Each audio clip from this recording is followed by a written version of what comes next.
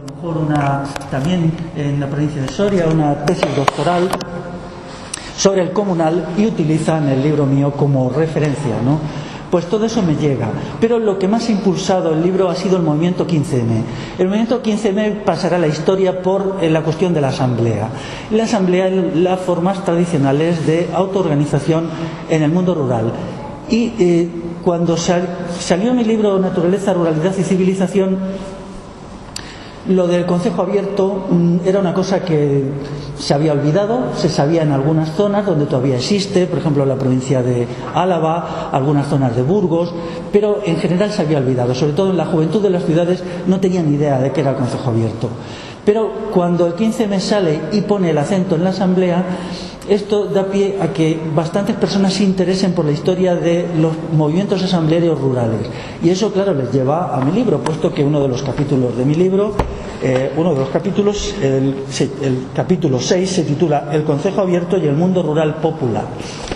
Por lo tanto, el 15M ha relanzado de nuevo el libro, que es leído en una clave nueva, que es la clave de los procesos asamblearios por los que ahora bastante gente estamos luchando.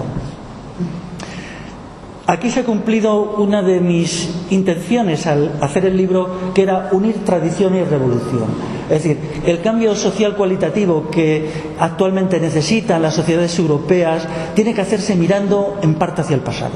Es decir, tenemos que considerar el pasado para hacer ese cambio. Y el pasado, lo positivo del pasado, no me refiero a lo que sea negativo del pasado. Entonces, la cuestión de los procesos asamblearios o de los bienes comunales, pues tiene una importancia enorme para el futuro. Y ahora encontramos que esto se está uniendo. Si alguien quiere entrar en mi página, encontrará, por ejemplo, la charla que se hizo allí en la Acampada de Sol el día 6 de junio pasado, que se titula Procesos asamblearios en nuestra historia. Se grabó tanto en audio como en vídeo, lo hizo la gente del 15M.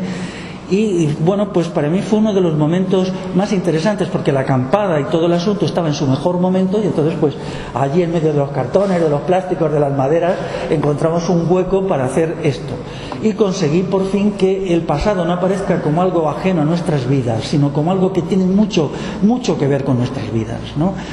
Y ahora pues todo esto ha hecho que de nuevo haya, digamos, como un relanzamiento del libro. Precisamente por eso esta edición estaba acabada. Entonces la editorial dijo, bueno, pues vamos a sacar una nueva con una renovación de portada y tal, que lo hicieron ellos, ¿no? La renovación de portada es solo de portada. Y hecho, quizá esta sea la 107, me parece, presentación del libro directa, y luego quizá otros 50 actos públicos más que tienen relación con el libro, pero que no estaban citados en la portada. Esto situaría lo que el libro ha dado de sí en este terreno quizá en 160 actos. Es interesante, ¿no? Interesante cuando... Quiere decir que yo no escribí el libro directamente, sino que lo que fui haciendo fueron capítulos del libro a petición de gente que me pedía, bueno, pues queremos una cosa sobre el comunal, o sobre el concejo, sobre la música tradicional, o sobre el carlismo, y yo los iba escribiendo según me iban haciendo peticiones. Por ejemplo, el de bienes comunales fue un acto en Valladolid, en un centro allí, una gente que lleva un huerto que se llama Va. Entonces hice bienes comunales en Castilla, petición de este colectivo, ¿no?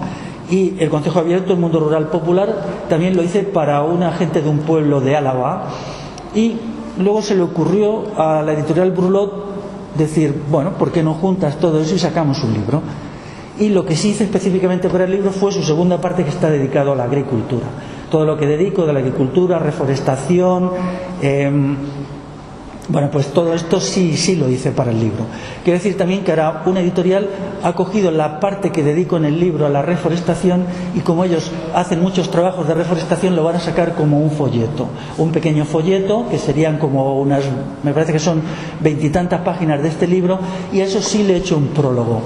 Por primera vez en ese prólogo me he implicado emocionalmente, me he quitado la máscara de frialdad con que siempre escribo de estas cosas, para que nadie diga que estoy hablando de mi vida privada, de mi infancia, ¿no? Y entonces ahí no, ya he tirado la máscara, y en ese prólogo sí he incluido recuerdos infantiles, lo que yo recuerdo del mundo rural tradicional, que en este libro no aparece en absoluto. Este libro es un libro más bien frío, objetivo, distante. Me parece que tiene 200 citas a pie de página, y eso significa pues que no quería mezclarlo. Pero después de todo esto, cuando me dijeron, pues queremos sacar una parte de tu libro, dije, pues aquí ya me voy a hacer un prólogo plenamente subjetivo diciendo lo que me dé la gana, ¿no? Y bueno, pues ahí está el prólogo, saldrá en un mes más o menos y ya me diréis qué os parece. Antes de entrar en el libro quería tratar de dos cositas.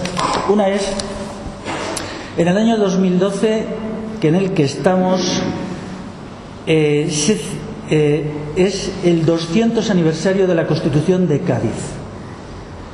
Hay lo que se llama los fastos del Bicentenario, que por cierto en Cádiz están hasta las narices ya de tanta fiesta y de tanta tontería, y yo llevaba ya tiempo queriendo entrar en conflicto con la versión oficial de lo que significó la Constitución de 1812.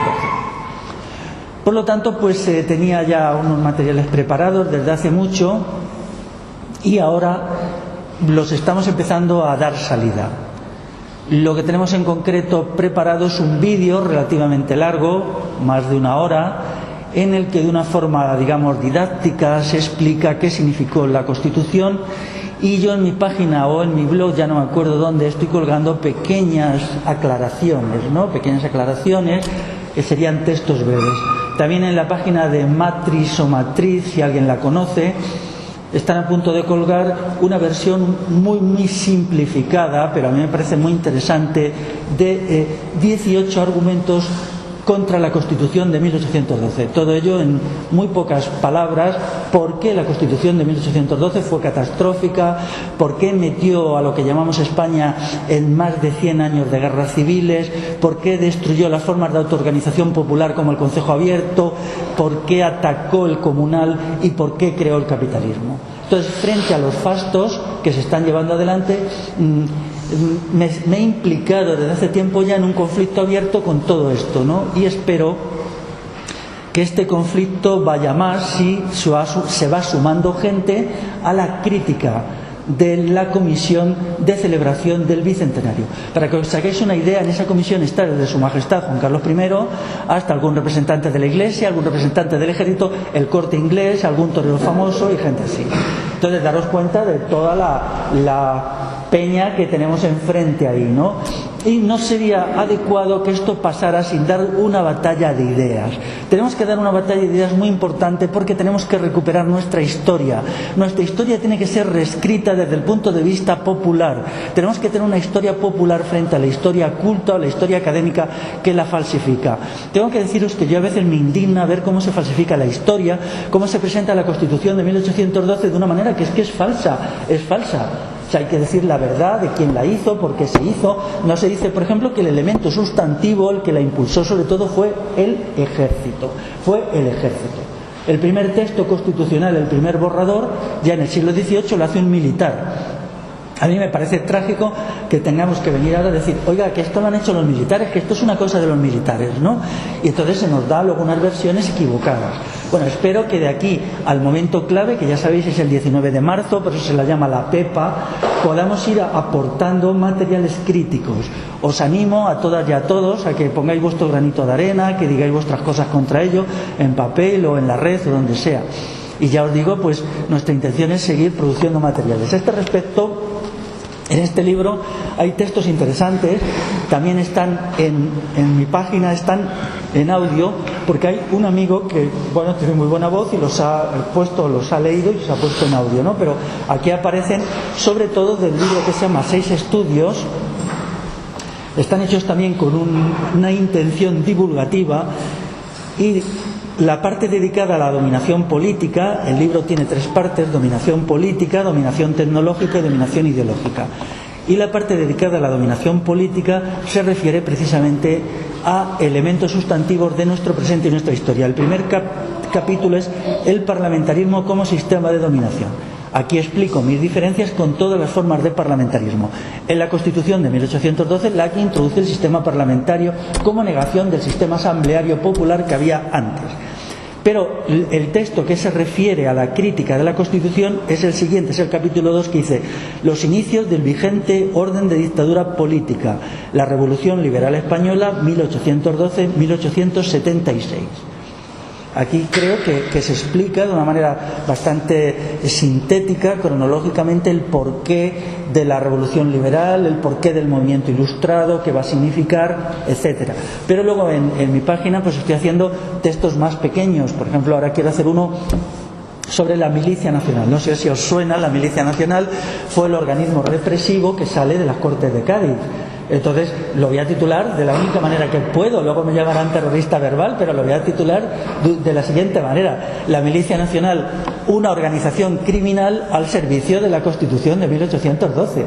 O sea, no se me ocurre otra palabra más que organización criminal para definir a la Milicia Nacional. La Milicia Nacional es un cuerpo de policía que trituró el mundo rural, lo destruyó, lo llevó a una guerra civil, una guerra civil olvidada, la de 1821-23, que es muy difícil encontrar un libro de texto que la cite. Y sin embargo allí fue el mundo rural donde fue destruido, sobre todo en esa guerra. Aquí en Andalucía también yo recuerdo, por ejemplo, una crónica que yo leí de Málaga, cuando se ponen en marcha las medidas de la Constitución de 1812, pues la gente en los pueblos se subleva, coge las armas y se tira al monte, ¿no?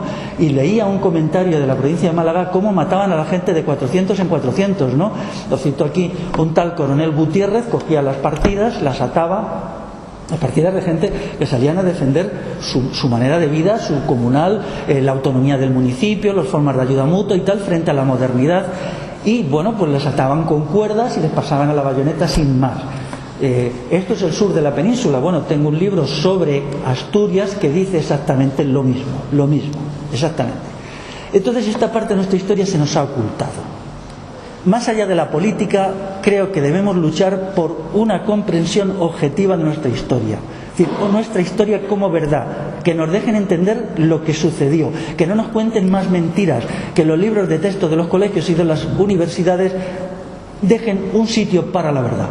Entonces mis libros intentan modestamente abrir ese espacio a la verdad, incluso al margen de la política, porque la política viene después. Yo, naturalmente, tengo una posición política ante la Constitución, pero la política tiene que deducirse de la verdad, y la verdad son estudios como estos que no se citan, ¿no? Yo aquí en el libro que vamos a comentar hoy tengo un estudio del carlismo. El carlismo es uno de los fenómenos más difíciles de analizar de nuestra historia. Entender qué fue el carlismo, bueno, yo recuerdo que es un texto, el texto es un texto breve mío, si no son más de 30 páginas. Sin embargo, yo en ese texto trabajé muchos años. Parece mentira, pero le dediqué muchos años de estudio, muchas lecturas, muchas reflexiones. No basta solo con leer, tienes luego que reflexionar. Los libros tienen que ser un preámbulo a la reflexión. No puedes decir, ya me lo ha explicado este libro. No, eso nunca. Los míos tampoco, por supuesto. Entonces quedé muy contento, y las cosas que voy leyendo luego de mi análisis del carlismo, pues he visto que tienen bastante congruencia, están bastante de acuerdo con la verdad histórica, porque para mí la historia es sobre todo historia. La política luego, la política no puede estropearlo todo, no puede estar en todo. Es muy importante, no lo niego, pero hay que poner como un límite a la política, ¿no? Porque si hacemos la historia desde la política, pues no puede ser. La historia hay que hacerla desde los hechos, lo que pasó, y ya está. Y luego nos pueden gustar o no según nuestras posiciones políticas actuales, pero tenemos que aceptar incluso esa parte de la historia que es como es, que no nos guste. Bueno, entonces tengo pocas, si alguien quiere acercarse luego cojo. Yo tengo aquí una declaración que es en el 200 aniversario de la Constitución Española de 1812, denunciar el régimen de dictadura política, constitucional, partitocrática y parlamentaria. Esto sí es política. ¿Por qué? Porque la Constitución actual es continuación de la de 1812. Nosotros ahora estamos gobernados por la Constitución de 1978, que es una de las constituciones que sale de aquella, ¿no? Junto con la de 1837, tal, ¿no? Entonces hay una lista de constituciones.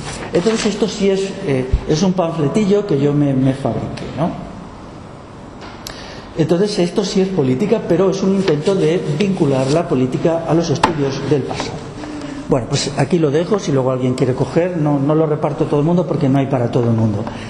Quiero decir también que sobre el pasado, un estudio, digamos, más sistemático, con muchas citas de fuentes, por si alguien quiere un poco trabajarse el asunto, está aquí. Todo el capítulo primero del libro está dedicado al análisis de la historia en los últimos 200 años.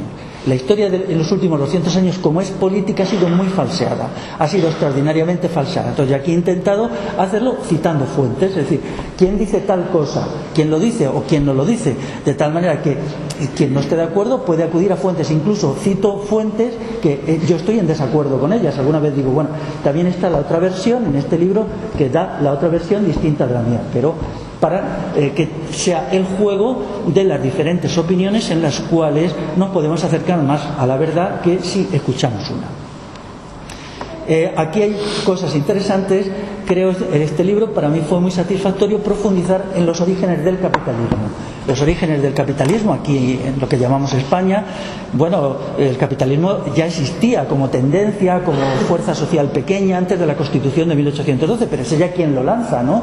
Quien lo lanza a partir de toda la legislación y todos los cambios sociales, demográficos, económicos que va haciendo la Constitución. Entonces, este libro pues sería, digamos, la versión más quizá rigurosa. Y luego hay otro segundo texto que me acaban de sacar, que es Pensar el 15M y otros textos, que es este de aquí, el cual es un trabajo que hemos hecho conjunto. Es un trabajo en el cual yo tengo primero Pensar el 15M, mi parte se llama así solamente, luego están los trabajos de María Prado Esteban. Me parecen muy muy interesantes, quizás lo mejor del libro, es breve pero es lo mejor, en la que ella hace algunas observaciones sobre la función de las mujeres en el 15M. Esto ha resultado muy conflictivo, En un local del 15M de Madrid que se llama El Gato Negro hicimos hace 15 días una presentación de este libro y claro, rápidamente, en cuanto llegó el turno de palabra, la gente se dirigió rápidamente a Prado para hacerle preguntas y discrepar de ella o apoyarla y tal. En realidad, a través de ella fue cómo se nucleó el debate. Y luego está muy interesante también 6 encuestas que hace mi amigo Fran G. Rubio a gente del 15M. Les pasó un cuestionario, alguna gente hace posiciones muy diferentes de las mías. En concreto, una de las personas que contesta la encuesta critica mis posiciones con bastante energía. No hay ningún problema, yo difundo el libro, quiero decir que no tengo ningún problema con dar salida a la gente que me critica. Si alguien se molesta en entrar en mi página, verá que allí hay una sección que se llama críticas recibidas y yo voy allí acumulando las críticas que me van llegando. Como dice la gente, dice, algunas dicen cosas muy fuertes, sí, bueno, pero para mí la libertad de crítica es sagrada, ¿no? Y luego de vez en cuando las voy contestando, ¿no? Ahora he contestado a una que lleva colgada 10 meses, iré contestando a otras, pero tenemos que crear una sociedad donde la libertad de crítica, como una forma particular de la libertad, sea real. No hay ningún problema para discrepar o para estar muy en desacuerdo. Lo que importa es que triunfe la libertad de expresión, la libertad de crítica como manifestaciones particulares de la libertad de conciencia. Entonces, por eso aquí aparece uno de los entrevistados, pues bueno, lo diré, él dice que mi idea de un mundo gobernado por asambleas es una idea romántica que yo he sacado del mundo del pasado, del Concejo Abierto, porque yo estoy muy volcado en el estudio del mundo del pasado y eso no es aplicable a las sociedades modernas. Bueno, es una opinión, yo creo que sí es aplicable, no hay mayor dificultad, pero yo voy a seguir, si quieren, con mi romanticismo y explicando el mundo del pasado asambleario y el mundo del futuro, que espero que también sea asambleario, ya que el del presente no lo es, salvo de forma rudimentaria. Bueno, pues este libro, la verdad es que ha estado muy acogido ha sido bien acogido por el público, por la gente, y se está haciendo una distribución interesante. Yo me enfrenté al fenómeno 15M como un miembro más, no entendía al principio lo que era y lo que inicié fue un proceso investigador. Por eso la idea clave es pensar, siempre lo digo. No fui corriendo allí a las asambleas a hablar, porque mi idea es que cuando uno no entiende algo lo que tiene que hacer es callarse. Y entonces estuve mucho tiempo callado y solo cuando empecé a comprender un poco de qué iba el 15M, qué significaba como acontecimiento importante, ahora está muy disminuido, pero ha sido algo muy importante, ¿no? Algo que hará historia, sin duda, ¿no? Pues lo reflexioné y escribí sobre él hasta hoy, ¿no? Hay muchas versiones, hay muchos libros, quizá ya más de 15 que yo tenga contado sobre el 15M. o quizá se acerquen a 20 ahora. Bueno, en general la producción del 15M es muy flojita, el análisis que hacen son muy débiles, son casi todos, algunos escapa, libros muy coyunturales, muy, bueno, pues un poco de panfletistas, ¿no? Yo quería escaparme del mundo de lo panfletista y entrar en una reflexión, ¿no? El 15M dentro de los grandes problemas de la hora, de nuestra época, que son problemas bastante gordos, ¿no? Bastante gordos y que, bueno, pues incluso agobiantes, como sabéis, ¿no? Bueno, hechas estas intervenciones, estas explicaciones previas, pasamos al libro. No sé si coger la versión antigua o la versión moderna. Cogeré la versión moderna. Quiero decir que sobre todo este asunto también aquí hay una persona que estuvo en La Cabrera, se hizo en un pueblo de la provincia de Madrid pequeño, La Cabrera, y fue muy interesante porque se pudo hacer un debate relativamente interesante sobre también lo que ha significado la asamblea en el mundo tradicional, el concejo abierto. Es un pueblecito allí al pie de la Sierra de La Cabrera, en la Comunidad de Madrid. Y bueno, más y más gente se siente interesada. Desde luego yo os animo mucho a que recuperéis el pasado todo lo que se pueda, pero hay que recuperarlo no con un sentido arqueológico, sino con un sentido de actualidad. La actualidad, el pasado como presente y el pasado como futuro. Esa es mi obsesión, ¿no? Y ahora pues estoy muy contento de que eso haya funcionado. Bueno, cogiendo la edición moderna, el texto se estructura en 8 partes y voy a explicar brevemente cada una de ellas.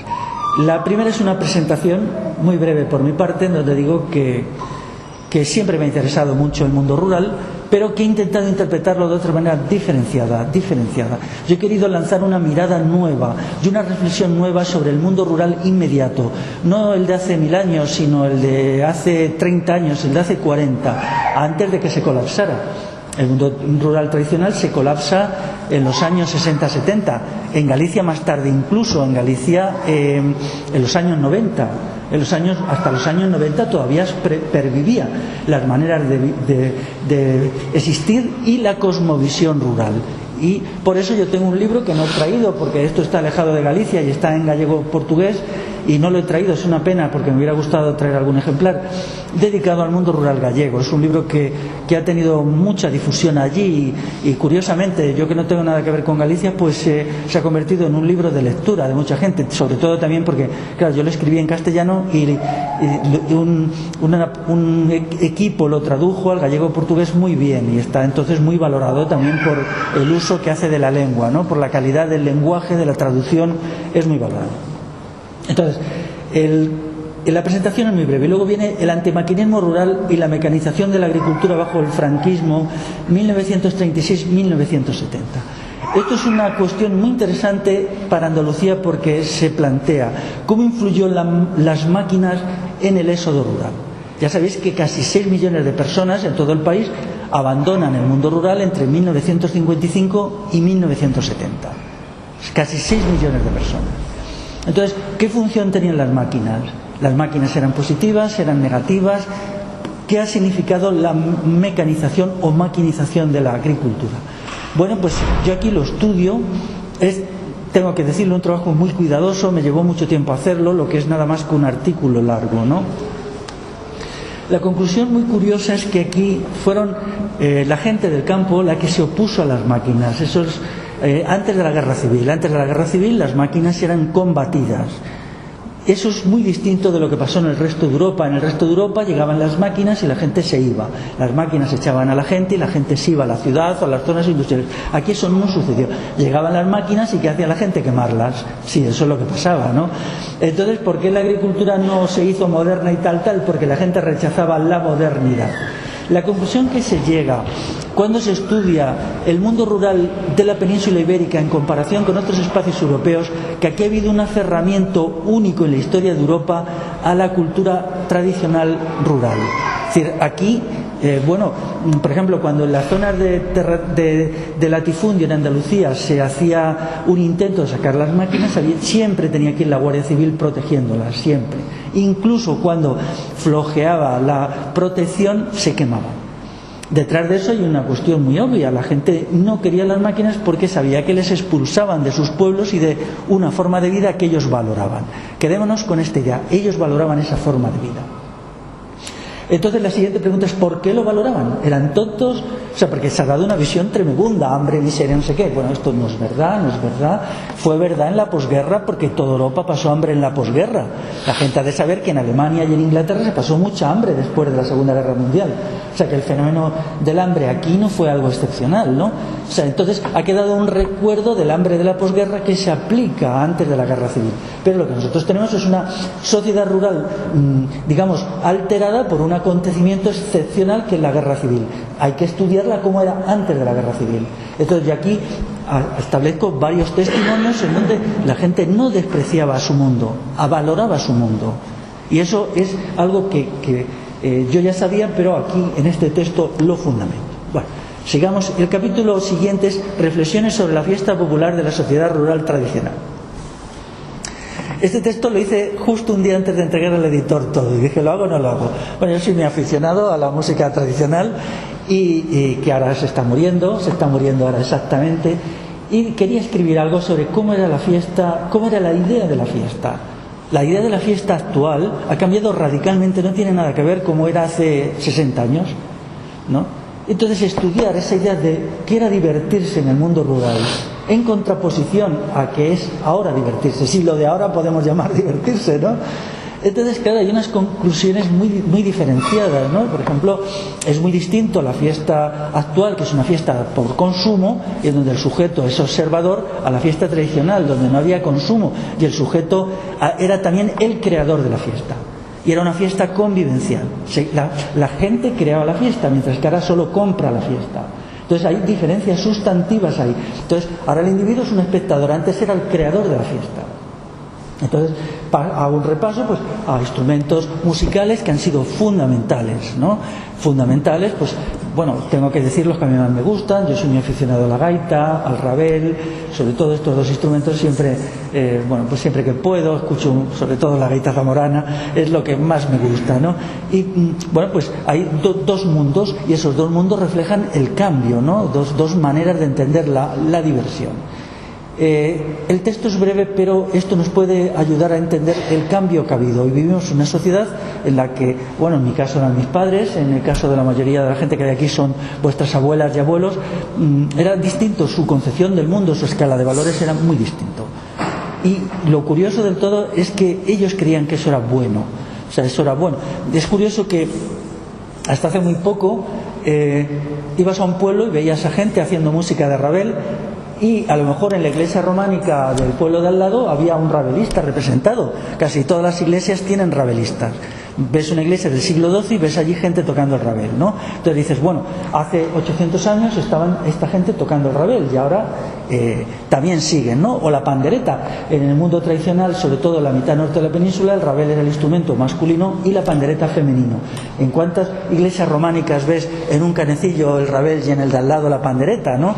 Y entonces un mundo que ha estado prácticamente igual, aunque eso es una ilusión, eso es falso, ha cambiado muchísimo, 800 años, súbitamente en 50 se desploma en 50, ¿no? Por acontecimientos políticos muy curiosos, ¿no?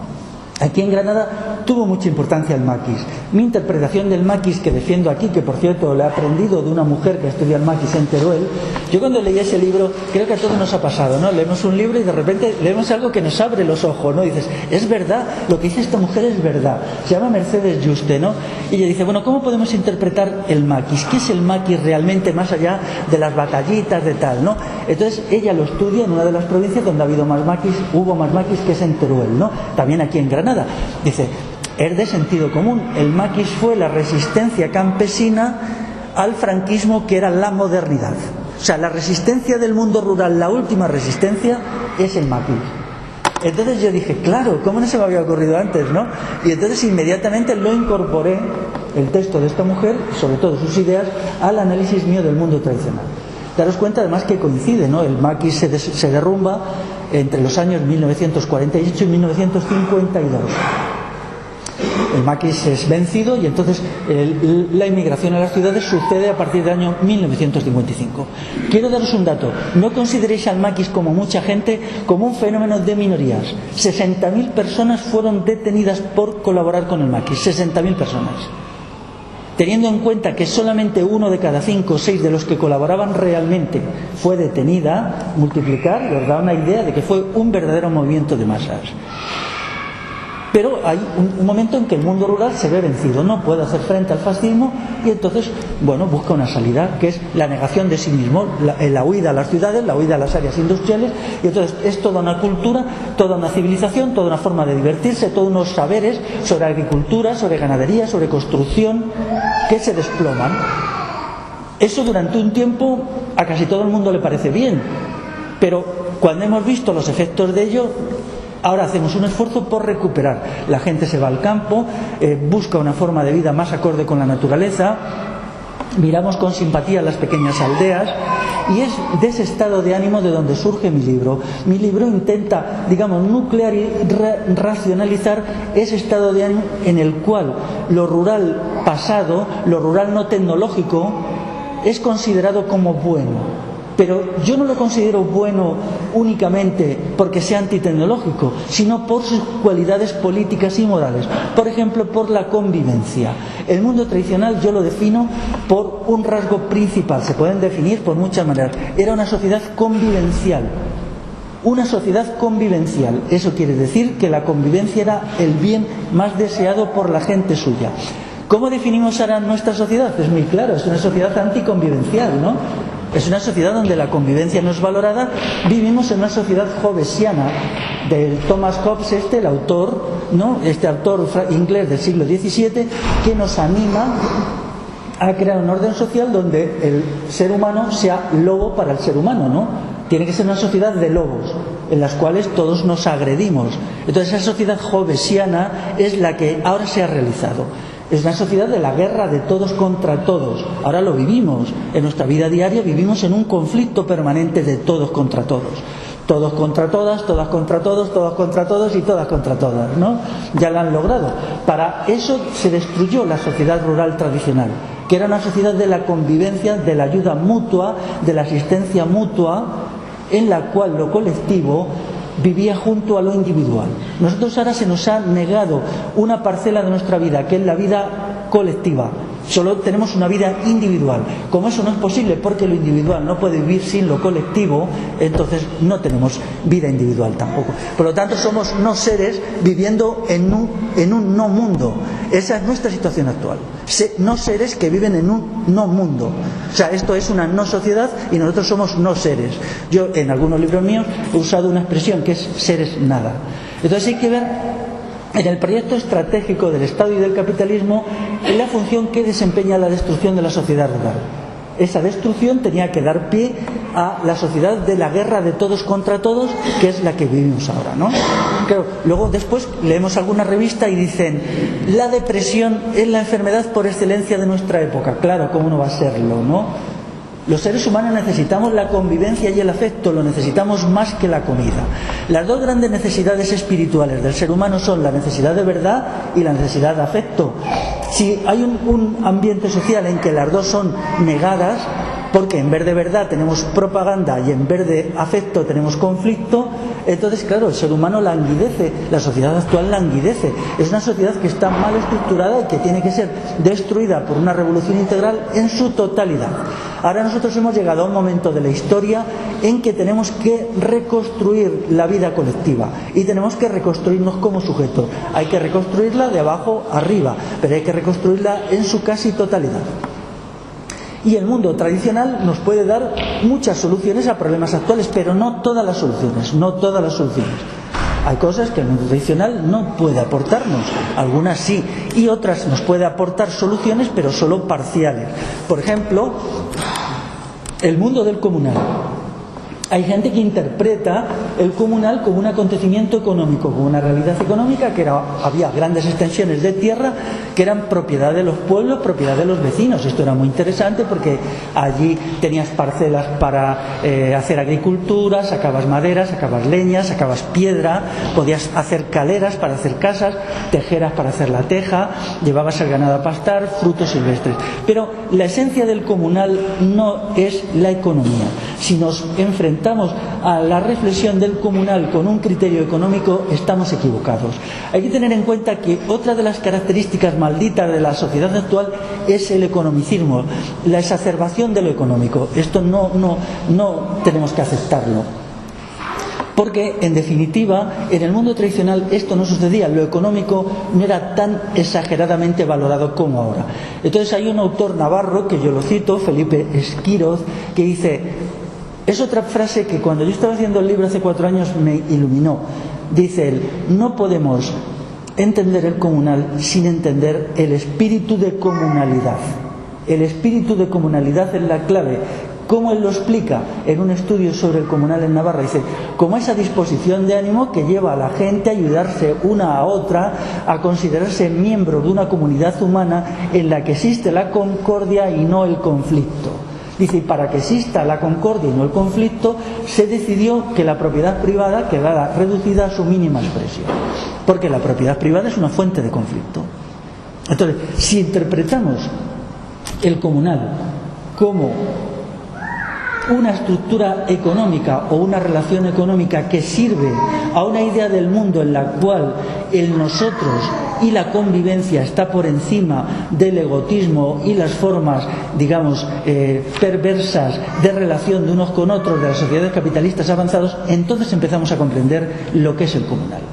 Pero si lo entendemos porque era gratis, porque se vivía, bueno, no se pagaba, es verdad, se sacaba todo de allí, pues no lo entendemos, porque son cosas distintas, ¿no? Son cosas distintas, ¿no?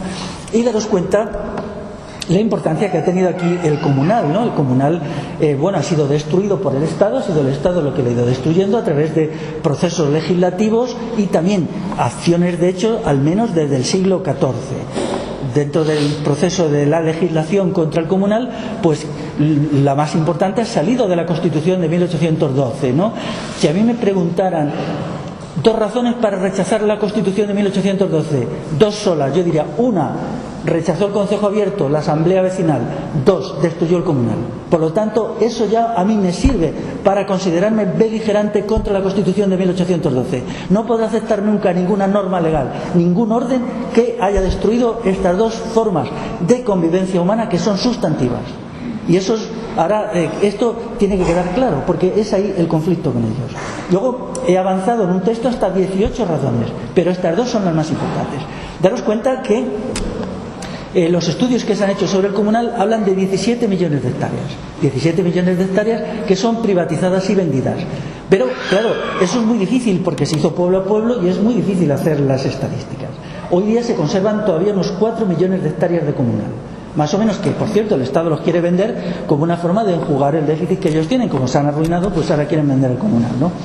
Entonces, 17 millones de hectáreas es mucho, porque la agricultura actual son 19 millones. No todo el comunal que había antes se dedicaba a la agricultura, pero una parte importante sí. Entonces, cuando llegamos a Andalucía, a petición de un amigo, me dijo, oye, Félix, hazme algo sobre el comunal en Andalucía. Yo dije, bueno, yo ahora no tengo tiempo, pero si quieres busco bibliografía y te lo envío, ¿no? Entonces, voy a leeros algunos títulos sobre el comunal en Andalucía, porque esta lectura os dará una idea de la importancia que tiene, ¿no? Para quitar el mito de que el comunal sobre todo es un asunto, por ejemplo, de Cantabria. En Cantabria hasta hace 100 años quizá el 95% de la tierra es comunal. Hay un estudio de comarcas en la provincia de León, en el norte de la provincia, que todavía en los años 70, o sea, hace 40 años, el 96% de la tierra era comunal, ¿no? Pero parece que Andalucía no es así. Y no, también había mucho comunal. Por ejemplo, un libro muy interesante, La tragedia de los cerramientos, desarticulación de la comunalidad en la provincia de Granada, de Antonio Ortega Santos. Este es un libro interesante. Lo que pasa es que tiene un enfoque muy economicista. No entiende que el comunal es una relación humana y lo que hay detrás de ellos es realidades humanas, no solamente si la tierra es privada o colectiva. Hay que trasladar, profundizar a ese nivel de análisis, al nivel de lo humano, no quedarse solo en lo económico. Luego, privatización y agresiones a los montes públicos jienenses durante la segunda mitad del siglo XIX. Eduardo Araque Jiménez. Este es muy interesante porque explica cómo la provincia de Jaén hasta finales del siglo XIX era un gran bosque, ¿no? Y entonces fue cuando se empezó a meter el olivar. El olivar en realidad es una realidad muy nueva. El olivar masivo que nosotros conocemos aquí es algo que no es anterior a 1880, ¿no? Entonces es muy interesante. Esto, luego podemos hablar un poquito de ello, originó un colapso medioambiental. El olivar es una cosa nefasta, yo en mi libro le digo de todo, ¿no? Porque el olivar es un cultivo industrial que ha destruido el bosque anterior. Y entonces en ese proceso de destrucción hubo un cambio climático perceptible. Incluso él cuenta como todas las sierras, esta que hay en Jaén, pues cuando se destroza el arbolado, claro, pierden la cubierta vegetal y se queda la roca madre, que ya no es, ¿no? Y quizá en algunas de las zonas tuvieran hasta 1 metro de cubierta vegetal, luego la erosión lo pierde todo esto y se origina una verdadera catástrofe ecológica, ¿no? Aquí tengo yo un texto que siempre leo, que se llama Erosión y desertificación, heridas de la tierra. Es un libro de un señor que se llama Francisco López Bermúdez. Él dice esto del proceso desamortizador. O sea, la desamortización era simplemente llegar a los pueblos, coger trozos de comunal y venderlos a propietarios privados, quedándose el Estado con el dinero. Así de fácil era. O sea, digámoslo claramente, el Estado robó las tierras a las comunidades rurales. Las robó. Luego les dijo que les iba a dar bonos del Estado al 3% anual. ¿Qué pasó luego? Los bonos se despreciaron, no valían nada, no pagó el 3% correspondiente. Total, que los propietarios privados se quedaron con las tierras. El Estado se quedó con el dinero y los campesinos se quedaron sin nada. Y es así como se construyó la sociedad actual. Pero el señor Francisco López Bermúdez dice esto del proceso desamortizador. Es bien simple. La desamortización fue la destrucción forestal más grave de la historia de España. Textual. Página 107 de su libro. Lo voy a leer otra vez. La desamortización fue la destrucción forestal más grave de la historia de España. Por tanto, una de las acusaciones que hay que dirigir contra la Constitución de 1812 es de ecocidio. La Constitución liberal creó un ecocidio y lo hizo a través de las leyes desamortizadoras que surgen de ella. El decreto de 1813, que lo promulgan las propias Cortes de Cádiz, y luego la ley de 1855, que aunque ya entonces no estaba vigente la Constitución de 1812, pero sí estaba vigente otra Constitución, la de 1845, que era continuadora, ¿no? La Constitución de 1845 son pequeños cambios en la de Cádiz. Bueno, pero quería explicar esto. Ya he citado 2 libros sobre el comunal en Andalucía. Luego dice, usurpación de tierras y derechos comunales en Sevilla y su tierra durante el siglo XV, de alguien que se llama de apellidos Carmona Ruiz. Muy interesante. Ya significa que en el siglo XV se empieza a usurpar comunal, esto es cierto.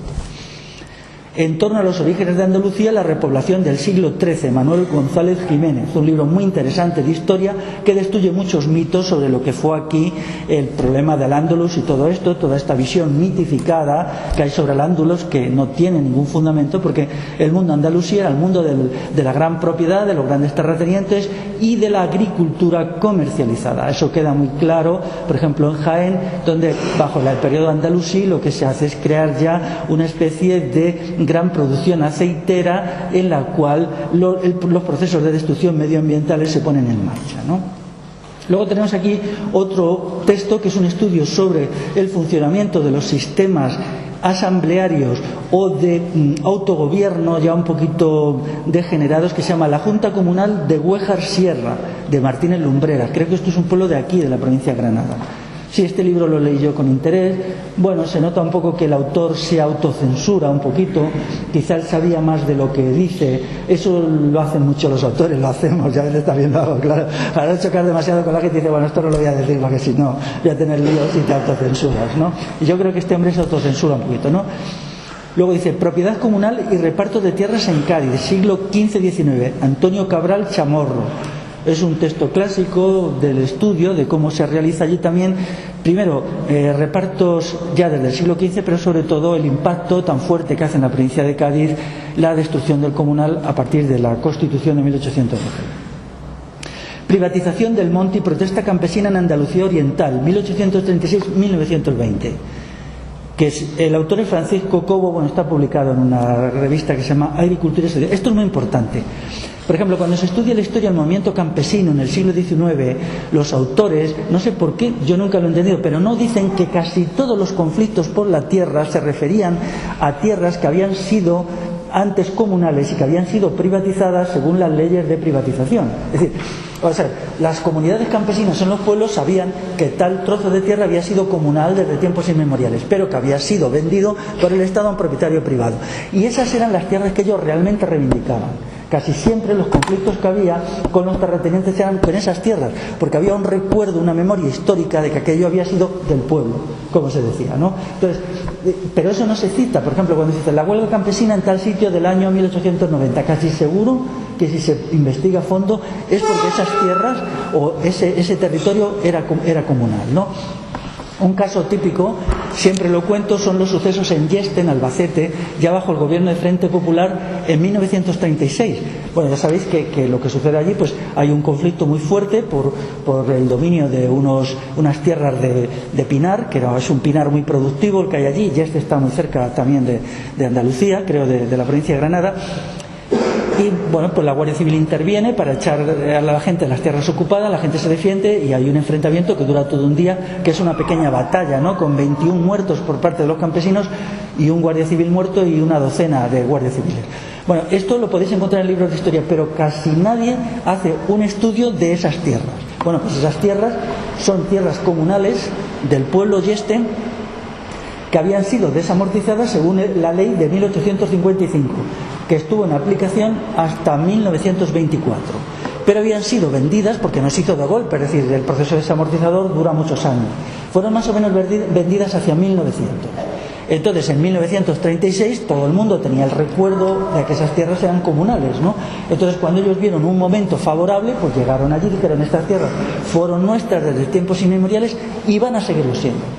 Entonces ellos construyeron allí una especie de chozos y tal. Bueno, el asunto suyo era entre saca de pino, que luego bajaban por el río, por un río que hay allí, y lo sacaban, el río Segura, y lo bajaban hasta el mar, y luego se vendía la madera, ¿no? Se hacían estas almadias o armadias de madera, que había sido siempre su forma de vida tradicional, por la cual los montes se habían conservado muy bien, porque no se hacía destrucción indiscriminada del arbolado, sino se sacaba todos los años los árboles que ya cumplían unas ciertas condiciones, ¿no?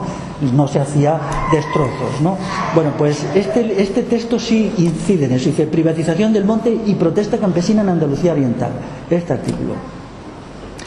Luego, otro: una riqueza inmensa casi abandonada, los comunales y la revolución liberal en la Alta Andalucía, de Navarro Pérez. Muy interesante porque vincula, ¿no?, los comunales y explica cómo el proceso de la revolución liberal fue fatal para el campo en Andalucía.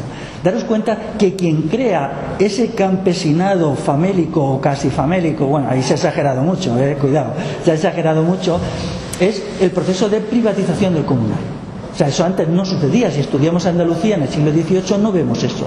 Pero claro, cuando la tierra es privatizada, cuando se crea un cuerpo especializado en reprimir al campesinado, como es la Guardia Civil, no se hubiera hecho la desamortización sin la Guardia Civil. La Guardia Civil se crea en 1844 para que la gente que comprara tierras, la burguesía agraria, supiera que sus tierras como propiedad privada no iban a ser mantenidas, ¿no? Entonces, ¿qué sucede? Que de repente la gente se ve que no tiene dónde vivir, ¿no? Daros cuenta, por ejemplo, se cogen textos del siglo XVIII y te dicen: es que la gente no era propietaria. Claro, no era propietaria individualmente, no lo necesitaba. Por ejemplo, podía llevar el ganado a pastar al comunal. Del comunal sacaba la madera para arreglar las casas, sacaba la piedra, sacaba la teja, lo tenía todo.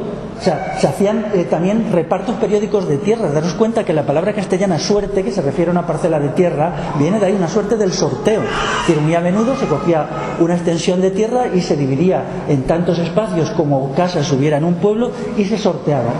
De ahí que la palabra suerte es sinónimo de parcela. Todavía en muchos pueblos que ya es plena propiedad privada se dice: esto es una suerte, claro, porque se sorteaba, ¿no?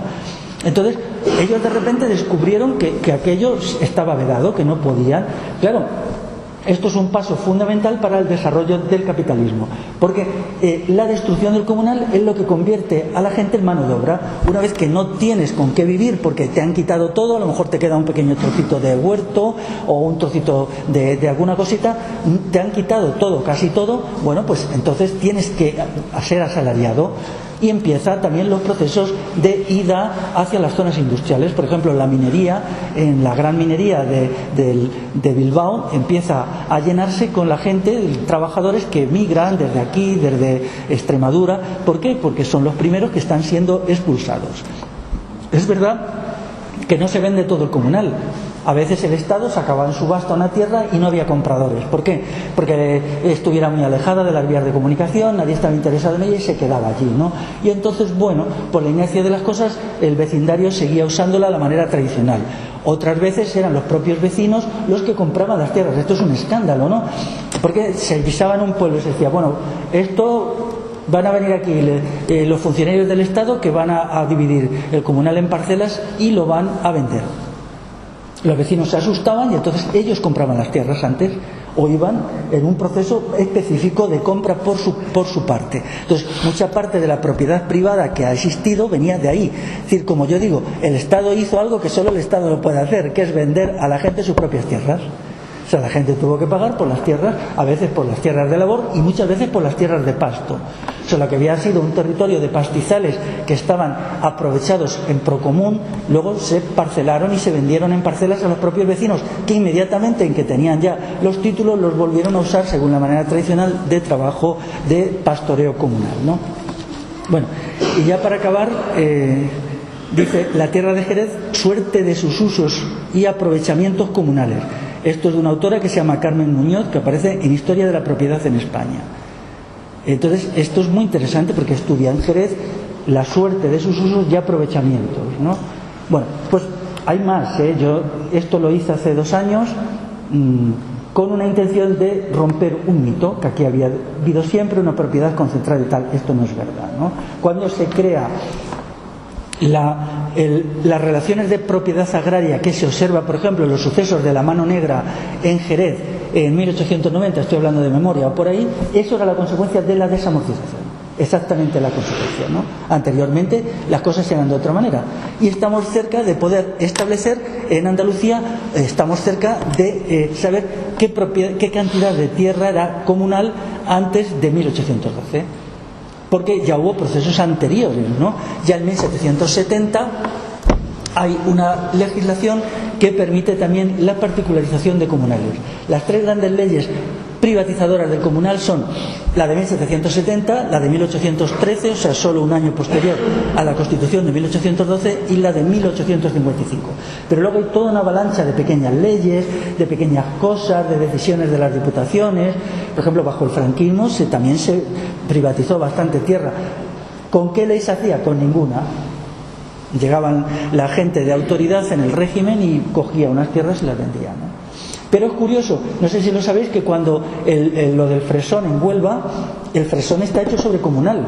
O sea, realmente allí cuando se consiguió esa cosa horrible que es el fresón ese, ya se estableció el procedimiento de cultivo, pues lo que hacía la gente, hay un artículo que lo cuenta muy bien, esto en los años 80, ¿no? Eran tierras comunales, entonces cogía trozos, ¿no? Y bueno, los ayuntamientos hacían la vista gorda un poco porque ya sabéis que el fresón ha dado muchísimo dinero, ¿no? Entonces cogía trozos, hacía un pozo y bueno, todo el asunto del fresón se ha hecho todavía sobre comunal, o casi todo, ¿no? Yo lo cito la fuente de esto. Eso indica que de repente pues hay todavía una emergencia, ¿no? Y ya os digo, hace año y medio hubo una declaración rara de una autoridad política diciendo que de los 4 y algo millones de hectáreas querían vender 3,5. Querían vender 3,5 de hectáreas de comunal, con lo que esperaban sacar, me parece que son 27.000 millones de euros para enjugar la deuda del Estado. Por suerte eso se ha quedado tapado. Es verdad que ya el comunal no es el que era, es un comunal desnaturalizado, ¿no? Desnaturalizado, ¿por qué? Porque las relaciones entre las personas no son las de antes. Es decir, si en un pueblo ya las relaciones son conflictivas, si no hay la armonía y la buena relación de antaño, el comunal no puede explotarse, ¿no? Y desgraciadamente el mundo rural hoy no tiene una personalidad propia, es una imitación de la ciudad. Ya queda muy poquito el modo de vida, la manera de pensar, los sistemas de valores o disvalores, yo diría más disvalores. El mundo rural se ha hundido, ya no hay, como podía haber 100 años, que había un mundo urbano y un mundo rural diferenciado, ¿no? Y había lo urbano y lo rural, distinto perfectamente, ¿no? Como había, por ejemplo, una música culta y una música popular. La música culta estaba ahí y la música popular estaba ahí, ¿no? Luego entre ellas se fecundaban, ¿no? Porque cuánta música, como tú decías antes, de la más culta está cogida de la música popular, ¿no? Y no solamente eso, en la tradición oral. Por ejemplo, se dice que la famosa leyenda de don Juan Tenorio, esta famosa de Zorrilla, no es nada más que algo recogido de unos romances que se hacían en la zona de León o por ahí, ¿no? Y que luego el Zorrillar elabora, y esto es raro que las grandes creaciones de la literatura o de la música hasta hace 60 años no tuvieran una conexión con lo popular. La destrucción de la cultura popular, que ha resultado de la destrucción del mundo rural tradicional, ha sido un gran empobrecimiento cultural. O sea, un gran empobrecimiento, porque se han perdido elementos sustantivos, ¿no? Se han perdido sobre todo un saberse relacionar. La gente antes rural era muy de la relación, muy del estar con los demás. En segundo lugar, se ha perdido el saber hablar. Antes había que ir a un pueblo para escuchar gente, a lo mejor que era analfabeta, pero hablaba perfectamente y podías estarle escuchando horas, te sabía explicar perfectamente, su léxico era muy rico. Sin embargo, el mundo urbano no es un mundo del lenguaje, es un mundo del no lenguaje. Ahora, sobre todo con las técnicas audiovisuales, se está perdiendo el lenguaje. Y en tercer lugar, yo también echaría en falta de esta cultura un rechazo de la codicia. Es decir, ahora vivimos en una sociedad codiciosa, todo el mundo quiere dinero, quiere consumo, entonces no. Entonces la gente quería tener lo necesario para vivir y basta. Cuando tenías lo necesario, pues ya no querías más, ¿no? Y eso hacía que las relaciones con la naturaleza fueran sostenibles, porque no había depredación. No se trataba de sacar hasta el último tronco del monte, ¿no? Es más, eso estaba prohibido. Cuando se leen los documentos de la época, ves que los concejos tenían mucho cuidado que solo se sacara la madera necesaria para las casas, para los pajares, para lo que fuera. No se podía vender la madera, era un bien de uso, ¿no? Y la leña igual. La revolución liberal fue la que, al introducir la libertad de expolio de los montes, destruyó los montes, porque ya entonces todo se podía destruir, ¿no? Hasta entonces no. Entonces, el mundo rural era un mundo muy rico culturalmente, muy rico, y esto se ha perdido. Entonces ahora vivimos en una sociedad muy pobre culturalmente. La intelectualidad burguesa intentó compensar eso con trabajos de creación. Por ejemplo, eso quiero decir que quien lo hace es García Lorca. Yo soy muy crítico con García Lorca, aunque esté en su tierra, yo tengo mi cosita con García y contra García Lorca, pero yo entiendo que García Lorca es grande en la medida que lo es, porque él tiene una parte de su mundo, es el mundo de la tradición, ¿no? Ahora ya nadie, ningún poeta podría hacer nada desde la tradición, porque la tradición no existe. Quedan restos, o sea, muy pocos, personas muy mayores o algunos libros, pero ya esto es una tradición de biblioteca, no una tradición viva, ¿no?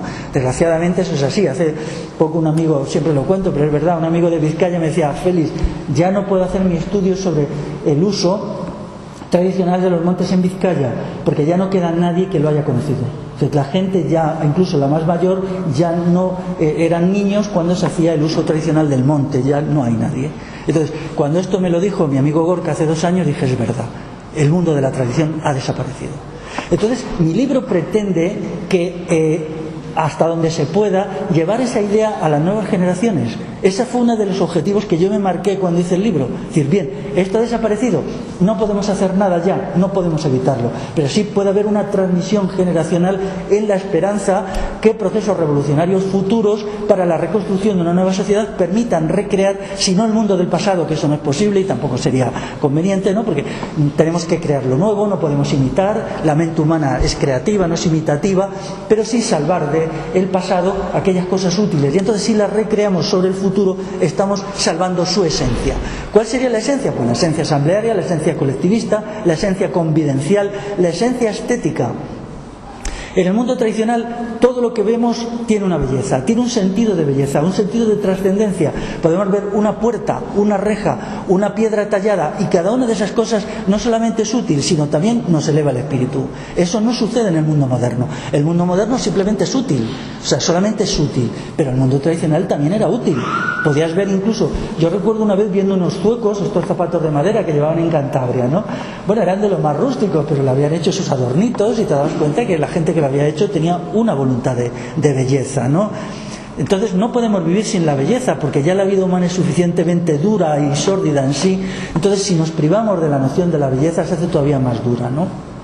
Por lo tanto, estos son los valores que el mundo tradicional nos puede aportar, ¿no? Y uno de ellos sería la voluntad de belleza. Bueno, volviendo a la parte de la historia, hablaría del fenómeno del carlismo. No se puede entender el colapso del mundo tradicional sin entender el carlismo. El carlismo es muy difícil de explicar, es muy difícil, pero la vida humana es muy difícil siempre.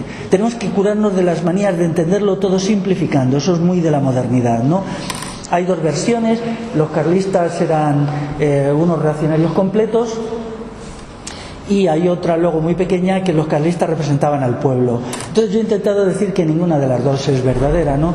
Simplemente ante el auge de la revolución liberal el campesinado intenta frenar al liberalismo y entonces da un apoyo distante al único aparato militar que podía frenar al liberalismo, que es el carlismo. Ellos ya lo habían intentado, el mundo campesino lo había intentado antes, por 2 veces. Lo había intentado contra Napoleón, en la guerrilla contra Napoleón, ya había sido triturado. Las zonas de guerrilla, simplemente las tropas napoleónicas la quemaron. ¿Qué pretendía Napoleón? Y mataron a casi todo el mundo. Bueno, introducir la modernidad. Él tenía un proyecto también privatizador del comunal, era el mundo moderno. Luego después, en la guerra civil de 1821-23, el campesinado se enfrenta al Estado por sí mismo.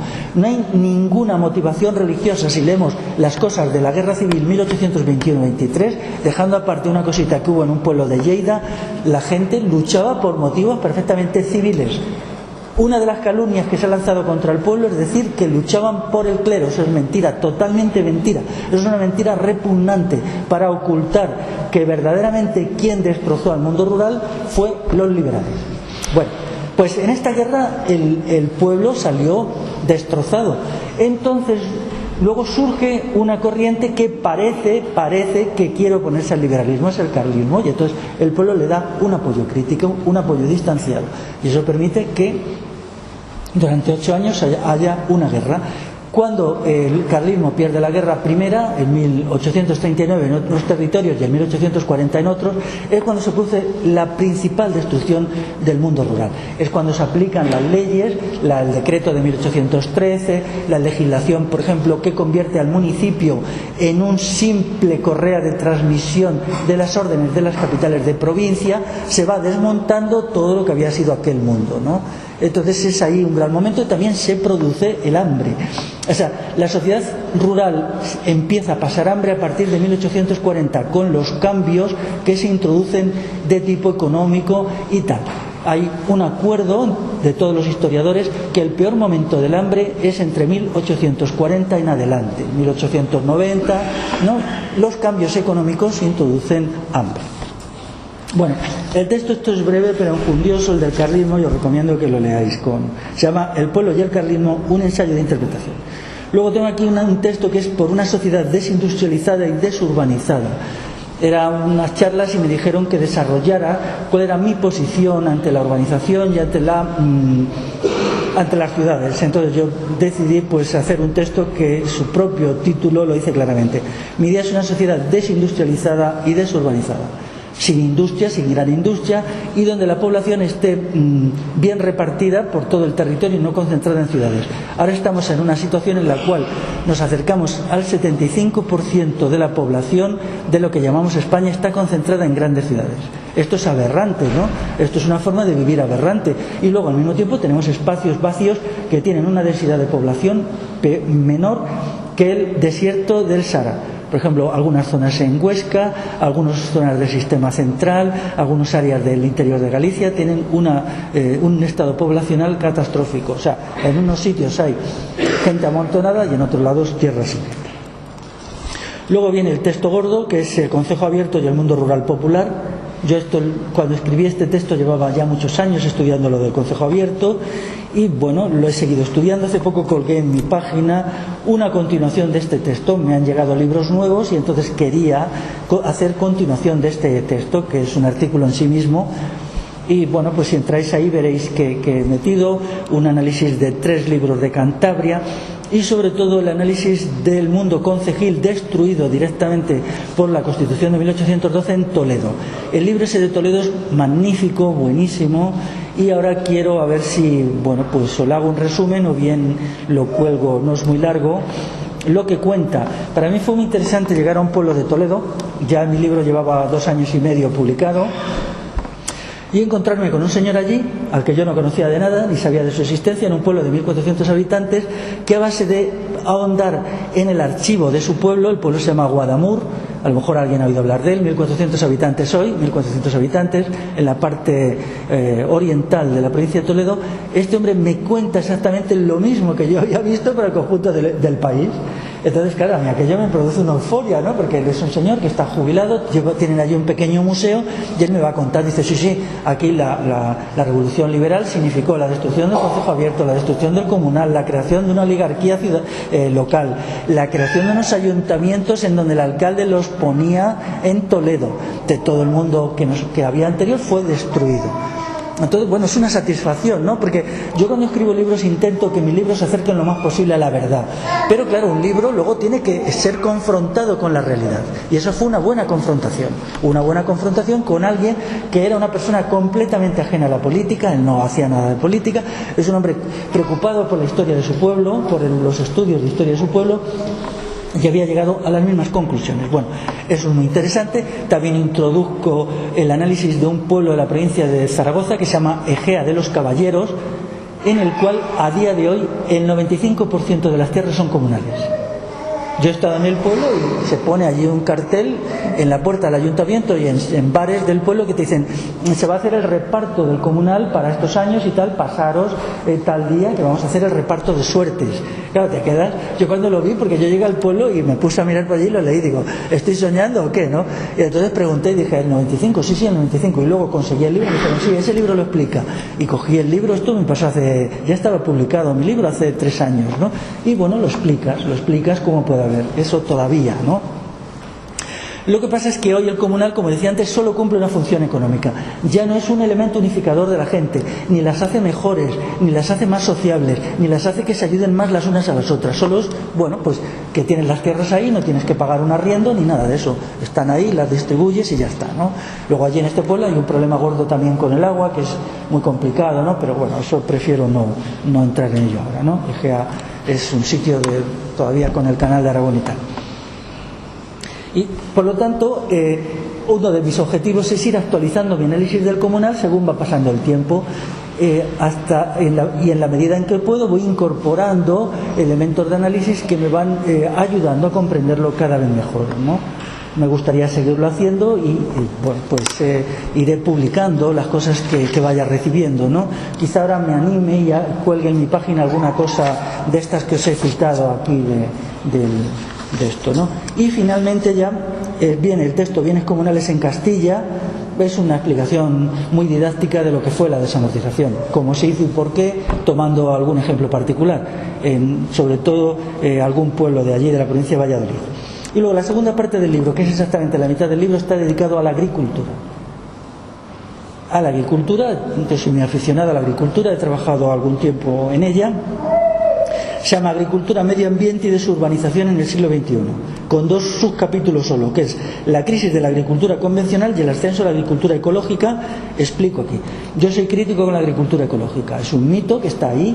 No pretendo que la gente deje de hacerla, no es esa mi meta, pero sí quiero aportar un enfoque distinto del habitual sobre la agricultura ecológica, un enfoque crítico. Y aquí, pues bueno, aporto los datos. Esto que nadie se lo tome como una ofensa personal, porque entiendo muy bien la gente que haga agricultura ecológica, ¿no? Quien quiera hacerlo, pues muy bien. Pero doy datos que no son conocidos sobre erosión de los suelos, sobre el uso de sustancias tóxicas y sobre elementos contaminantes que hay en la agricultura ecológica, ¿no?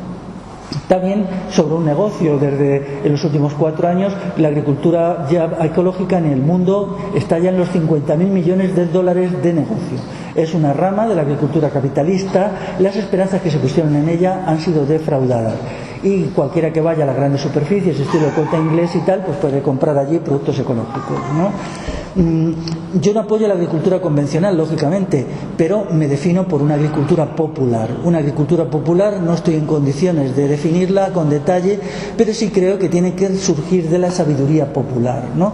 Entiendo que mucha gente que hace agricultura ecológica hace agricultura popular, de hecho, y luego se agarra a las ayudas y tal, porque, bueno, todos tenemos que sobrevivir de algo en una época muy aperreada, ¿no?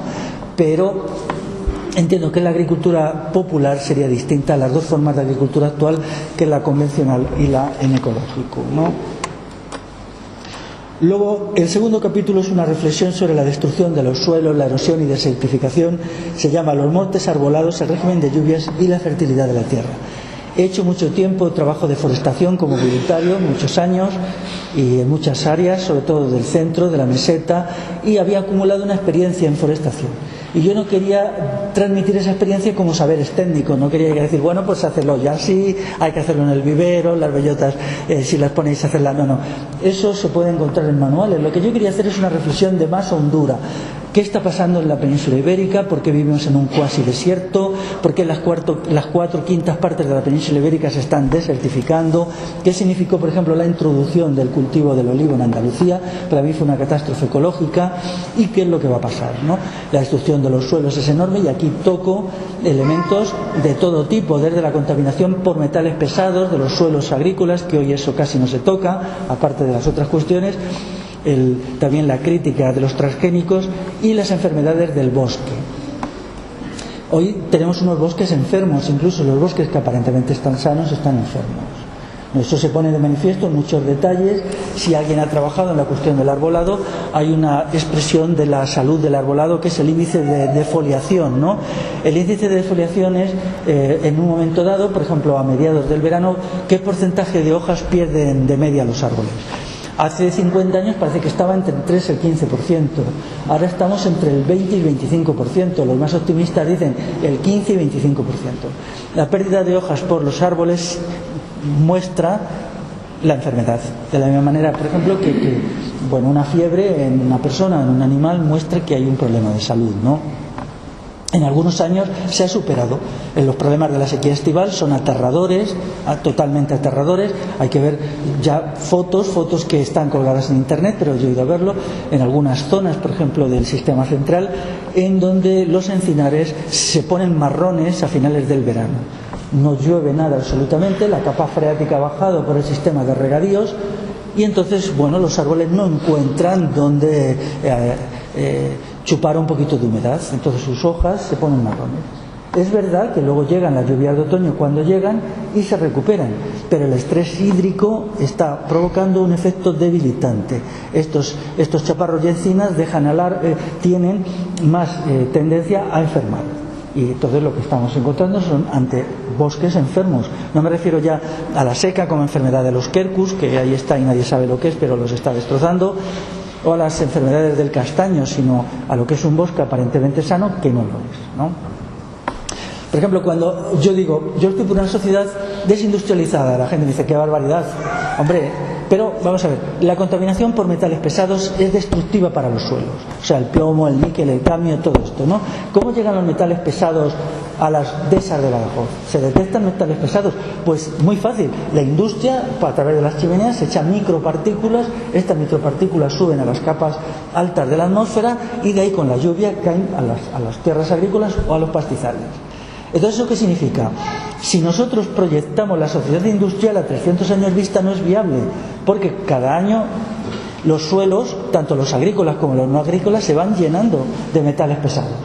Y esto es una cuestión, por lo tanto, que dice o recuperación del medio natural o industria. Tendremos que buscar una salida a esto. Se dice, no sabemos qué es la seca, esta enfermedad de los quercus tan grave.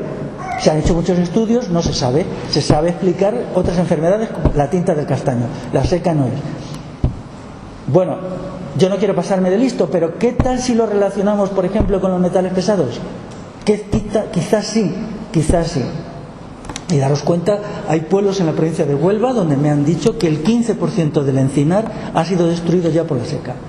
Y es muy fácil salir al monte y verla. En muchas zonas no hace falta ser ningún experto, solo si ves una encina que de repente tiene alguna rama que está color tabaco y mira si no está partida por el viento, es una rama que está dentro del conjunto del árbol, eso es la seca. Entonces primero se empieza a poner marrón, luego hay otra parte del árbol que se pone marrón, luego se empieza a defoliar, esto en un proceso de 3, 5, 7 años según la fortaleza del árbol, y luego el árbol muere, ¿no? Entonces habría que buscar explicaciones en procesos quizás como esto de los metales pesados, ¿no? Hay otras explicaciones posibles que evito, ¿no? Entonces, si nos enfrentamos en serio al problema de la destrucción medioambiental, tenemos que buscar soluciones que vayan más allá de nuestra generación, ¿no? Entonces, claro, bueno, pues es que una sociedad industrializada no puede ser compatible con el medio ambiente, porque todas las fábricas echan plomo al aire, o echan cadmio, o echan zinc, todos estos metales pesados, ¿no? Y esto es solo una parte, no entremos en lo típico, la contaminación de las aguas por los nitratos, todas estas cuestiones que son más conocidas, ¿no? Yo aquí hago un estudio también interesante de un mito que se ha creado sobre que es que si no usásemos todo esto nos moriríamos de hambre. Esto no es verdad. Hay un libro muy interesante del siglo XVII de un estudioso que se llama Miguel Casaderuela, que él explica, el título, a mí este libro me fue muy útil, daros cuenta lo útil que son las cosas del pasado. Se llama Restauración de la antigua abundancia de España. Lo digo otra vez, Restauración de la antigua abundancia de España. Él defiende una tesis de sentido común. La destrucción del bosque destruye la riqueza, porque el bosque es la fuente de riqueza, es la fuente de lluvias.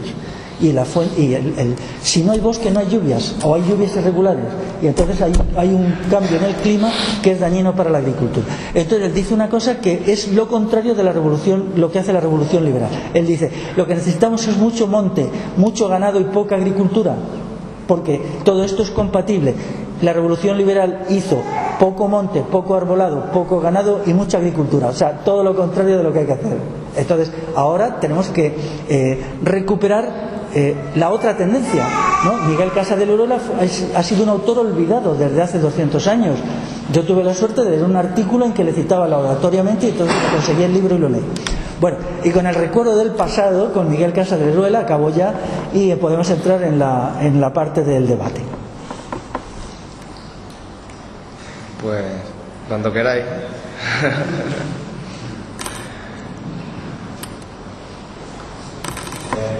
Bien.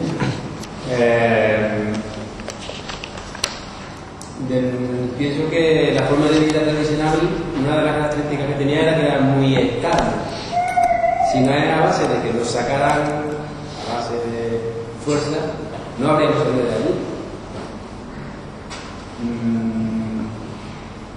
Una vez que escuché mencionar al respecto de un lugar en Extremadura que decía que tenía poca agricultura y mucho monte, que apenas tenía un poquito de agricultura, pero que básicamente vivían del monte. Yo es que nunca comprendí cómo salimos de cultivar el monte, que lo cultiva el cielo prácticamente, a tener que hacer a nosotros lo que hace la naturaleza sola. Tú has visto por tus correrías más lugares como ese de Extremadura, que no me acuerdo cómo se llama, ¿verdad? Donde hizo la película...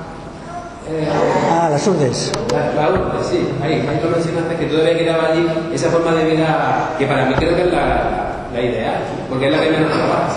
Bueno, ya no queda. Vamos a ver, en las condiciones edafoclimáticas de la península ibérica interesa que haya muchísimo monte, porque estamos en un clima que ya tiene un cierto grado de calor y lo que se necesita es mucha agua. Por lo tanto, cuando se destruyó el monte se estaba destruyendo los fundamentos de una vida rica. Por ejemplo, si nos retrotraemos al siglo XV, muy probablemente no se cultivara más que el 10-12% de la tierra y nunca se había tenido que ir más allá, y todo lo demás tenía que haber quedado como espacios o bien de pastizales o de monte, ¿no? Cuando eso se trastocó, esa relación se destruyó. Por ejemplo, basta en muchos terrenos de la península ibérica con que se disminuya en 100 milímetros anuales, o sea, en 100 litros por metro cuadrado, la cantidad de lluvia para que se produzcan fenómenos catastróficos. Y eso se consigue simplemente destruyendo el monte, ¿no? El monte es el que crea la humedad, ¿no? Entonces, ¿cómo se hace? Bueno, de muchas maneras. En el siglo XIX se hace, por ejemplo, promoviendo las ciudades. En las ciudades la gente es consumidora de madera, me estoy refiriendo a las ciudades anteriores, pero no planta árboles. O sea, eso es así, ¿no? Si leemos los fueros municipales, casi todos los fueros y ordenanzas municipales tenían una obligación de plantar árboles. Decía, si cortas un árbol por el pie tienes que poner tantas bellotas o tal, ¿no? Y luego había un sistema de control comunal para ver si se hacía. Pero eso lo puedes hacer cuando vives en un sitio que puedes plantar árboles a 500 metros de tu casa. Lo que no puedes es irte de la ciudad a plantar árboles a 50 kilómetros de tu casa, ¿no? Entonces, las ciudades en sí mismas son contrarias al monte, ¿no? porque antes se exigía. Por ejemplo, antes al concejo llegaba una persona y decía, bueno, pues tengo que arreglar mi casa, necesito 300 troncos de estas características. Y vamos a decir, vale, pero tienes que plantar 600 árboles. Tienes que plantar 600 árboles y los cortas, ¿no? Y luego no los tienes que cortar por el pie. Tienes que dejar, no los puedes arrancar, tienes que dejar el tocón. Entonces, el cambio que origina la revolución liberal con la urbanización es letal para el monte. El monte se destruye. En segundo lugar, en la ciudad se necesitaba grandes cantidades de trigo. El trigo se consigue destruyendo el monte, hay que roturar el monte, ¿no? Pero antes el trigo se consumía en pequeña cantidad porque había un gran consumo de frutos arbóreos, por ejemplo de la bellota. Una de las cuestiones importantes de mi libro es que recupera la idea del pan de bellota. Esto parece algo tremendo, ¿no? Bueno, me han criticado de ahí, como me decía uno en internet, dice, el futuro que Félix Rodrigo nos promete es maravilloso, todos comiendo pan de bellota y tal, ¿no? Y se metía conmigo por eso, pero es que antes era muy normal. Claro, ¿qué ventajas tiene el pan de bellota frente al pan de trigo? Que no necesita destruir el monte, o sea, que no necesita agricultura, con lo cual están en las encinas producen una gran cantidad de vapor de agua, no tantas como otros árboles, por lo tanto, cuando había una alimentación importante de pan de bellota, eso permitía que la población no fuera tan destructiva, es decir, los suelos agrícolas eran menores que los actuales. Es como lo que sucede, por ejemplo, aquí en el olivar. Si nos retrotraemos al siglo XVIII, ni el 2% de la superficie de Andalucía estaba dedicada al olivar. Estaba un poquito más en la zona de Sevilla-Cádiz porque era el comercio con América, pero en otras zonas no. Ahora, ¿qué es lo que sucede? En primer lugar, el aceite de oliva es demandado por la industria mecánica. Cuando se hacen plantaciones masivas hacia 1860 de olivos, ese aceite no se consumía en la alimentación, se usaba sobre todo para las fábricas. En las fábricas se llevaba mucho a Alemania a través del ferrocarril para lubricado de la maquinaria, ¿no? Así se mantuvo más o menos 20 años. Cuando se inventaron otros productos lubricadores y no hacía falta el aceite de oliva, había que buscar un mercado para eso. Entonces se empezó a promover el consumo de aceite de oliva. El proceso ese lo culmina aquí en Franco con las cartillas de racionamiento, cuando establece que todo el mundo tiene derecho, no sé si era a 1/8 de litro por semana. Entonces se impone el aceite de oliva hasta gente que jamás lo había consumido, por ejemplo en Galicia. Y entonces, ¿qué sucede? Se produce una expansión irracional de algo que en sí mismo es negativo, que es el olivar. ¿Por qué el olivar es negativo? Todos lo vemos. Allá había un bosque originario, se descuaja. Y entonces durante un tiempo la tierra queda a la vista. Eso significa unos procesos erosivos tremendos. Luego se pone el arbolito, pero el arbolito tarda 3 o 4 años en tener un cierto volumen. En 3 o 4 años los procesos de erosión eólica y hídrica operan, ¿no? Daros cuenta el trauma para la fauna.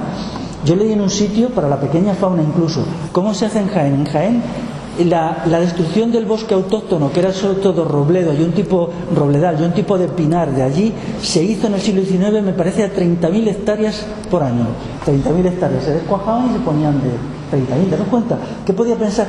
Imaginaos que de repente en una zona hay una fauna que hay por allí y en poco tiempo, a lo mejor en 3 meses, le destruyen todo su hábitat, ¿no? Luego vienen los procesos erosivos y se pone el árbol, ¿no? Entonces, claro, pero es ahora incluso cuando el aceite de oliva convertido en un producto de lujo se difunde por todo el mundo. ¿Es tan bueno el aceite de oliva?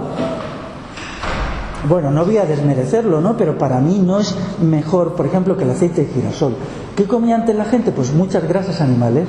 ¿Eso era más ecológico? Sí, porque había grandes pastizales en los cuales había ganado. Entonces, la fuente principal en la península ibérica de grasas eran animales. Ya sé que si alguien es vegetariano, pues no le parecerá bien, pero era así, ¿no? Por ejemplo, otro segundo elemento. ¿Cómo se crea un viñedo descomunal en el siglo XIX? El viñedo se pone en el comunal. ¿Se pone para qué? Para llevar vino a Francia y para destilarlo como aguardiente. Como el proceso de creación del proletariado era muy duro, la gente tenía que ser emborrachada. Ya sabéis que en algunas áreas de Andalucía los jornaleros, el mismo amo les daba aguardiente por la mañana. Entonces, el proceso del control a través del alcohol exigía grandes extensiones de viña que se convertían en vino y luego en aguardiente. Entonces, se puede estudiar en pueblos que dicen, bueno, el monte comunal tal o la finca tal fue privatizada, fue comprada por un señor que inmediatamente la convierte en un viñedo, y ese viñedo dice, pero si esta zona es un vino muy malo, y luego te enteras que el objetivo para el vino destilado no era necesario que sea bueno, no es necesario un vino bueno, basta cualquier vino alcohólico, ¿no? Entonces, los procesos que pone en marcha el siglo XIX, no solamente la desamortización en sí mismo, generan una destrucción del paisaje, porque con las viñas pasa igual, ¿no? Las viñas también hay que desmontar el terreno, hay que ir poner las viñas, ¿no? Entonces, todo esto va creando el paisaje que nosotros ahora tenemos, que es desertificado, desprovisto de arbolado, con muy poca riqueza faunística y con mucha pérdida de flora, ¿no? Si ahí unimos el último desastre, que es de los últimos 40 años, que es los regadíos intensivos. Los regadíos intensivos han hecho que la capa freática baje bastante, en algunos sitios hasta 15 metros, con lo cual antes en verano, bueno, venía un verano no lluvioso, los árboles podían echar sus raíces hasta 6, 8, 10 metros, ¿no? Se dice que un árbol puede llevar sus raíces tanto como la altura tenga, ¿no? Vale, 8 metros vale, pero lo pueden echar a 18 metros, a 20 metros. Luego los veranos secos son destructivos para el arbolado ahora, mientras que antes no lo eran, ¿no? Si todo esto, por ejemplo, ahora mismo las lluvias estivales son cada vez menores. Ahora se puede observar que hay veranos en que no llueve nada. Eso es una consecuencia de la destrucción del arbolado. Los árboles es un ser vivo que, igual que nosotros echamos cuando respiramos vapor de agua a la atmósfera, las hojas lo echan. La campeona es el haya, una haya normal echa 300 litros por día a la atmósfera. Si no hay árboles, las hierbas no tienen esa capacidad de sacar agua de las capas profundas y echarlas a la atmósfera. Entonces, por lo tanto, se produce primero un aire muy seco en verano, que impide incluso que por la noche se haga un poquito de rocío. Eso yo lo recuerdo de pequeño, que cuando yo era pequeño era muy normal que en una noche de verano se hiciera un poquito de rocío, ¿no? Y eso ya permitía un alivio a los árboles. Ahora no, porque la humedad relativa del aire ha bajado dramáticamente, ¿no? Pero al bajar la humedad relativa en el verano también baja las pocas lluvias. Un árbol puede sobrevivir a lo mejor con que caiga una pequeña tormenta en el mes de agosto, lo que no puede sobrevivir es sin ninguna. Yo aquí hago un estudio precisamente del Sierra Morena, cómo podemos averiguar cuánto era la sequía estival en el siglo XVIII. ¿Cómo lo sabemos? Muy fácil, por los reglamentos municipales que prohíben hacer fuego en el monte. Si se dicen de tal tiempo a tal tiempo está prohibido hacer fuego en el monte, porque esa es la sequía estival. Aquí doy los datos, comparar. Me parece que doy 2 meses de sequía estival, compararlos con los algunos años 5 ahora. 5 meses. Empieza ya, las últimas lluvias son en junio y no nos llueve a lo mejor hasta octubre. Eso ningún bosque lo puede soportar. El bosque mediterráneo tampoco. Sobre todo las plántulas pequeñas que han nacido hace 2 años y tienen un sistema radicular que son 30 centímetros.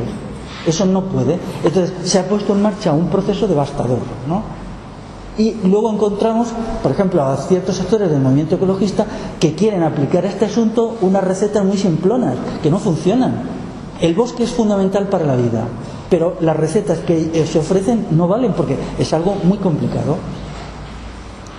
Por ejemplo, yo cuando vi estas fotos de un encinar con las hojas marrones, me parece que eran el 28 de agosto, de este no, del anterior, claro, tardas días.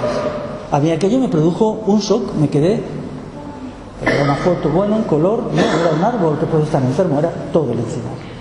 En la Sierra de San Vicente, provincia de Toledo. Entonces, bueno, yo ya lo sabía porque había habido gente que me lo había advertido. Está pasando esto. Por ejemplo, la pérdida de las hojas que sufren muchos caducifolios. Por ejemplo, álamos blancos que pierden las hojas a principios de agosto. Y llegas delante del árbol y dices, ¿por qué este árbol hoy que es 15 de agosto no tiene hojas?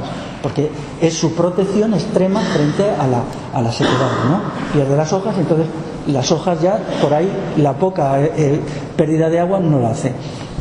Entonces, o reestructuramos completamente el mundo rural y la naturaleza, o hemos entrado en un proceso destructivo y devastador. Y los paños calientes que propone un sector del movimiento ecologista no son nada, no valen nada, porque los problemas son mucho más graves. Por ejemplo, los organismos internacionales dicen hay que hacer lo que sea para que las tierras no pierdan más de 7 toneladas de tierra por hectárea y año. Aquí en la península ibérica, sobre todo en la mitad sur, hay montones de tierras que están perdiendo 80 toneladas, o sea, montones de territorios, 80 toneladas de tierra por hectárea y año. O sea, 10 veces más de lo máximo permitido por la FAO. O sea, en esas condiciones tenemos que buscar una reestructuración global de nuestra sociedad. El abandono de las ciudades, por supuesto, un abandono consciente, nadie está intentando hacerlo a las bravas. O sea, tenemos que reordenar toda la sociedad. O si no, a mí no me cabe ninguna duda que dentro de 100 años, o sea, cuando acabe el siglo XXI, la península ibérica será un desierto como es el norte de África. Pues que el olivar y que puede un monocultivo es perjudicial para el medio ambiente. La cocina de otras plantas se puede utilizar compatible de la aceite. Claro. Claro, todo. El problema del olivar es que es excesivo. Siempre ha habido olivos, quien lo duda, pero es muy distinto que un término municipal sea el 8% de olivar que sea como en Martos, Jaén, que me parece que es el 80%. Eso es aberrante, ¿no? Hay un pueblo en la provincia de Toledo que se llama Mora, que se jactan los brutos del pueblo, digo, los sector más bruto, de que tienen 1 millón de olivos en su término municipal. O sea, oyes eso y te dan ganas de llorar, de decir, vosotros estáis locos, ¿no? Hay que ir, además de los sistemas de monocultivo, a los de policultivo. Antes, cuando veníamos, tú me decías que tu padre te decía que aquí, hasta hace 30 años, todavía se cultivaba centeno y trigo, ¿no? Necesitamos un sistema de policultivo en el cual se produzcan muchos elementos, ¿no? Y no el monocultivo, que verdaderamente es destructivo, ¿no? Porque son grandes superficies. Daros cuenta, además, aquí con estas grandes extensiones del olivar, ¿cómo se controla la mosca y otras enfermedades? Hay que echar cantidades inmensas, porque claro, es el paraíso de los parásitos, el paraíso de... Claro, y hay que usar grandes cantidades de productos tóxicos para controlar plagas, que si hubiera un trozo de olivos y luego de otra cosa y luego de otra cosa y 15 kilómetros más allá de nuevo olivos, no sería tan fácil, ¿no?, el paso de las plagas, ¿no? Eso ha creado una situación en la cual, claro, la quimización de la agricultura es creciente. El monocultivo lleva a la quimización. Eso es una relación obvia, ¿no? Pero en otras condiciones, pues no tendría que ser así. Antes se sacaba aceite de árboles estupendos, por ejemplo, del tilo. El tilo es un árbol muy bueno porque echa mucho vapor de agua. Y de la frutilla del tilo, que es más pequeña que una aceituna, en la Edad Media se hacía aceite, y es muy parecido al aceite de oliva. Se hacía también aceite de nuez. Las nueces, sobre todo en el norte, se sacaban. Había muchos productos, había incluso ahora no recuerdo, no sé si es el aligustre, uno de estos, que también se utilizaba. Era un aceite vasto, pero se utilizaba para quemar, ¿no? Había muchos productos, pero de repente, claro, pumba, se ha metido ahí un solo elemento, que es el olivar. Entonces, ahora, ¿qué está sucediendo? Que cada vez más estamos en una agricultura de monocultivo. Incluso ahora son 8 o 10 productos lo que tienen todo, ¿no? La remolacha, el trigo, la cebada, el maíz, el aceite y el vino. Fuera de ahí casi no queda nada. Y luego las hortalizas concentradas en una única zona, casi que es Almería, ¿no? Entonces todo esto es aberrante, ¿no? Tenemos que volver a una agricultura integrada en la cual haya muchos productos. Y también donde la tesis mía es que tenemos que volver a una situación en la cual 1/3% de la alimentación humana, 1/3, provenga de hierbas y frutos silvestres, porque entonces no necesitamos la agricultura, que es destructiva. La agricultura es destructiva. Cuanto más agricultura hay en una zona, más destrucción hay. Porque el arado es destructivo. El arado, alguien ha dicho, primero llega el arado y después viene el desierto. Eso es así. Entonces, la lucha por el pan de bellota es interesante. Y bueno, quiero decir que algún colectivo por ahí hemos avanzado mucho y somos capaces de hacer pan de bellota sin ningún problema, ¿eh? Incluso hace poco me decían que ya estamos mezclándolo solo con 25% de pan de cereal. Pero antes, por ejemplo, tú has citado las urdes. La base de la alimentación de las urdes era la castaña. Y la castaña, el centeno, un poquito de aceite de oliva y las cabras, ellos tenían una sociedad muy curiosa, con unas tradiciones muy curiosas, con mucho valor cultural y en condiciones buenas. Llegó allí el franquismo, los trató a patadas, primero hicieron la película esa horrible en el año 32, ¿y qué es aquello? Pues ya no existen las urdes como una realidad cultural. Las urdes ya no existen, por desgracia, ¿no? lo primero que hicieron fue plantarlo todo de pinos para destruir aquello. El pino aquel, los pinos de repoblación, el insignis y los otros, lo metieron allí en los años 60. ¿Para qué? Para destruir la sociedad urbana. Pero ellos tenían un sistema de vida muy interesante y bueno, ya eran ellos autónomos y tal, y estaban muy integrados en la naturaleza, cultivaban muy poco. Yo no tengo datos, pero quizá las Urdes, si nos situamos en 1900, no tuviera más allá de un 5% de tierras agrícolas y vivían perfectamente. Ellos tenían una alimentación, por ejemplo, en la mañana la dieta del desayuno era castañas, leche de cabra y miel, que hacían como una especie de sopas. Y luego a mediodía era castañas y le añadían un poquito de aceite de oliva y también tocino y alguna verdura, repollo, berzas y tal. Y eso era una alimentación. Ya veis que había muy pocos productos de la agricultura y solían tomar pan de centeno, ¿no? Con lo cual esto les permitió, bueno, mantenerse eso en condiciones hasta 50 años. En 50 años los han destruido, sí. Y se les puso... ¿Por qué se hizo a las Urdes? ¿Por qué se les ha presentado con eso? Como el centro de la miseria más espantosa y de todo. Yo entiendo por qué ellos se resistían a la agricultura, esa es la razón de fondo. Se creó un mito y se les presentó como unos monstruos únicamente porque ellos no querían extender la agricultura. Y es de sentido común, porque si uno va a las Urdes te das cuenta que son tierras pizarrosas que no son aptas para la agricultura. En muchos sitios que se han hecho roturaciones, ha venido la erosión y ha salido la pizarra de debajo y la tierra agrícola se ha perdido, ¿no? Entonces ellos estaban perfectamente adaptados al medio y sabían que allí se podía hacer agricultura aquí, aquí y aquí, pero no más. Y que todo lo demás tenían que ser las cabras, tenían que ser el monte, el castaño. No tengo noticia de que ellos usaran el pan de bellota, pero puede ser que lo usaran, ¿no? Porque en nuestros estudios nos han hecho ver que el pan de bellota se consumía muchísimo más de lo que se dice. Mucho más, pero la gente se satanizó. El pan de bellota se satanizó en la escuela nacional. Se presentó como de bestias y de tal y de cual comer bellota o comer productos silvestres. ¿Con qué fin? Con el fin de expandir el capitalismo agrícola. La bellota no era comercializable, el trigo sí. Si la gente comía bellota, no se dedicaba al trigo. El trigo era lo verdaderamente rentable, no la bellota. Entonces se creó toda una locura, ¿no? de que eso era de animales, de cerdos y tal, cuando, bueno, tampoco lo comían siempre. Había temporadas en que comían pan de cereales, o sea, no era todo el año.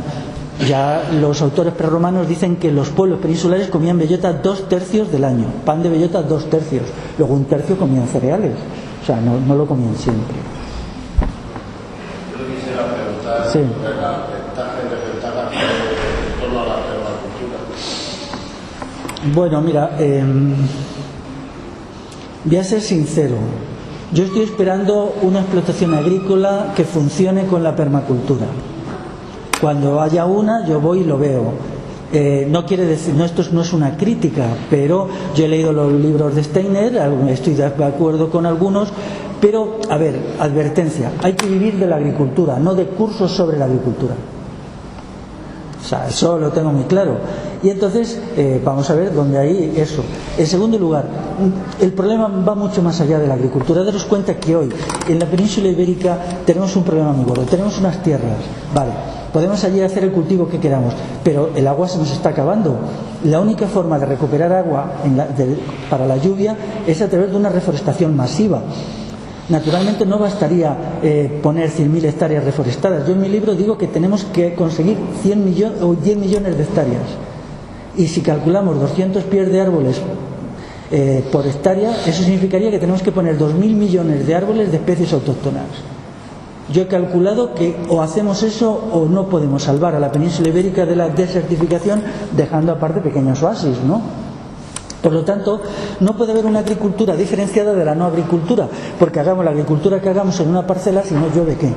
O llueve torrencialmente en el otoño y un poquito en primavera y nada más, ¿no? Que eso tampoco serviría, ¿no? Mucho más cuando ya en algunos sitios las capas freáticas están en una profundidad tremenda. Yo cito aquí un caso en la provincia de Madrid, en el río Jarama, que me impresionó. Me parece que era en 1970 una finca se regaba con manantiales. O sea, no hacía falta ni motores ni nada. 10 años después tuvo que hacer pozos para sacar el agua a 5 metros. Y hace 10 años estaban ya en los 80 metros. Eso lo saqué. Daros cuenta cómo ha ido cayendo la capa freática, ¿no? Claro, Pero el problema está que no solamente afecta que ya no puedes poner un huerto en muchos sitios como antes, sino qué pasa con los árboles. Cuando ves por ejemplo, una encina de 1 metro y la miras con pena, claro, dices, no puedes superar el próximo verano sin lluvias. Porque, claro, entonces necesitamos una reorganización de conjunto del espacio agrícola con criterios distintos de los productivistas, de las ciudades, de la industria, o eso, o bueno, que eso es muy difícil de hacer, estoy de acuerdo. Que es imposible, quizás sí, pero mirando las cosas fríamente es la única solución, ¿no? Que se pueda hacer o no ya, la historia lo dirá, ¿no? Yo desde luego me mantengo en mis 13 y las soluciones parciales que hay por ahí no las considero útiles, ¿no? Por ejemplo, Steiner habla de que el árbol es lluvia y tal, lo dice con claridad, pero es parcial, mi idea es que es parcial, ¿no? Pero no quería que lo que he dicho se entienda como una crítica a la permacultura, sino una invitación a la gente que lo hace a ir más allá de lo que hay, más allá de sus propios presupuestos, profundizando más. Venga, una última. ¿Lo quieres? Sí. Hasta luego. Bueno, yo soy un poco también de la agricultura, ¿no? ¿Cómo? Sobre la agricultura. Bueno, que decirte que yo había leído tu libro hace un par de años y bueno, que me descubrió ahí pues una visión que yo no había contemplado, sobre todo pues la parte más histórica, del concepto abierto y todo esto de la programa. Pero bueno, siempre me han quedado algunas pequeñas lagunas que también como hace tiempo que no lo he leído, no las tengo ahora frescas del todo. Pero quería referirme sobre todo esto, a la crítica de la agricultura ecológica y a que decías hablabas de una agricultura popular, por definir, ¿no? Bueno, yo no soy de aquí, pero vivo aquí en Dúrcal y me dedico a la agricultura, y aquí en Dúrcal y en el valle hay bastante gente, bueno, pues con una sensibilidad de cambio. Yo entiendo como o sea, que comparte una crítica que seguramente no de la gente que hay aquí hoy, que no hubiese conocido de lo que hablas, pues que seguro que está más sensibilizada, ¿no? Y comparte muchas cosas que hablas. Pero claro, yo me encuentro bueno, que yo o nosotros o nosotras nos encontramos con una dificultad de cómo llegar a esta agricultura,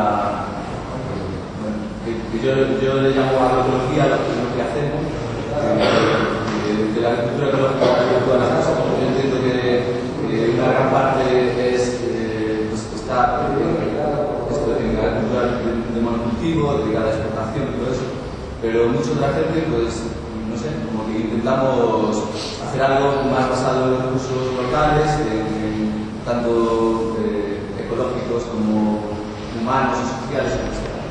Y en la búsqueda de esa agricultura un poco más encajada en la historia, lo popular, la sabiduría popular, que debería ser un poco lo que tal vez nos guiase, pues ocurre que no existe, ¿no? O está completamente mermada. ¿De dónde sacamos la información cuando la mayoría de la gente mayor pues lleva años utilizando de todo lo relacionado con la revolución verde, etcétera, etcétera, ¿no?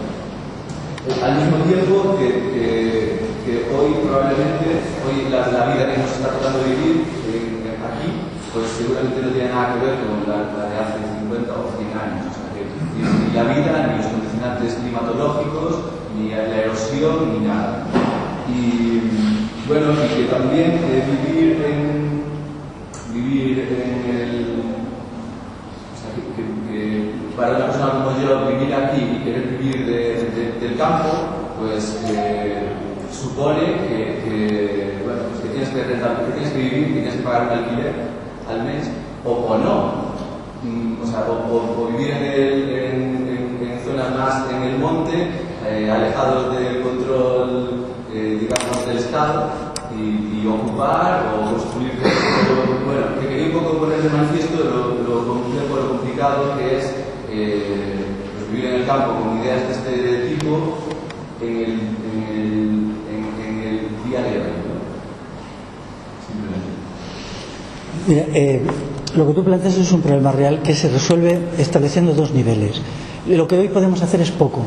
Porque tú has dicho, no es la sociedad ni es tal, tampoco nosotros somos como la gente hace 100 años, ha habido un cambio, ¿no? Nosotros somos personas que llevamos dentro de nosotros pues criterios terribles, ¿no? Nos han educado y somos producto de una sociedad que nos ha moldeado con criterios competitivos, con criterios asociales. Por ejemplo, la socialidad es obvia, ¿no? Lo que hoy podemos hacer es poco en el terreno práctico, pero tenemos que desdoblarnos en un terreno práctico y en otro terreno de las ideas. Aunque hagamos poco, no tenemos que renunciar a las grandes metas que tienen que estar ahí. No sé si me estoy explicando, ¿no? Podemos hacer lo que podamos, ¿no? Todos tenemos que sobrevivir, tenemos que pagar el arrendamiento de las tierras, etcétera. Pero no podemos reducir nuestro discurso y las metas nuestras a lo posible hoy, porque lo posible hoy está muy manchado por el mundo actual, ¿no? Sino tenemos que elevarnos a metas más trascendentes, más importantes, ¿no? Y ser conscientes de que o hacemos una reorganización, por ejemplo, lo que decía antes, donde el monte nos proporcione un régimen de lluvias que permita que la agricultura no sea el desastre que es hoy, o no hay manera, ¿no?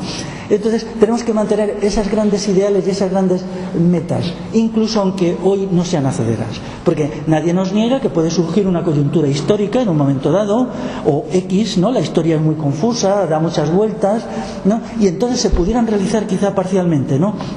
Entonces tenemos que vivir como en dos niveles, el nivel de lo hacedero y el nivel de las verdades, ¿no? Tenemos que dar mucha importancia a la verdad, ¿no? Yo antes he dicho una cuestión que es, necesitamos de la verdad y de la convivencia, y por eso yo quise hacer mi libro. Yo era muy consciente, ¿no?, de que esto es imposible. Yo he hecho también, y he estado muy en contacto con agricultura, he trabajado en el olivar, sé lo que es el trabajo en el olivar.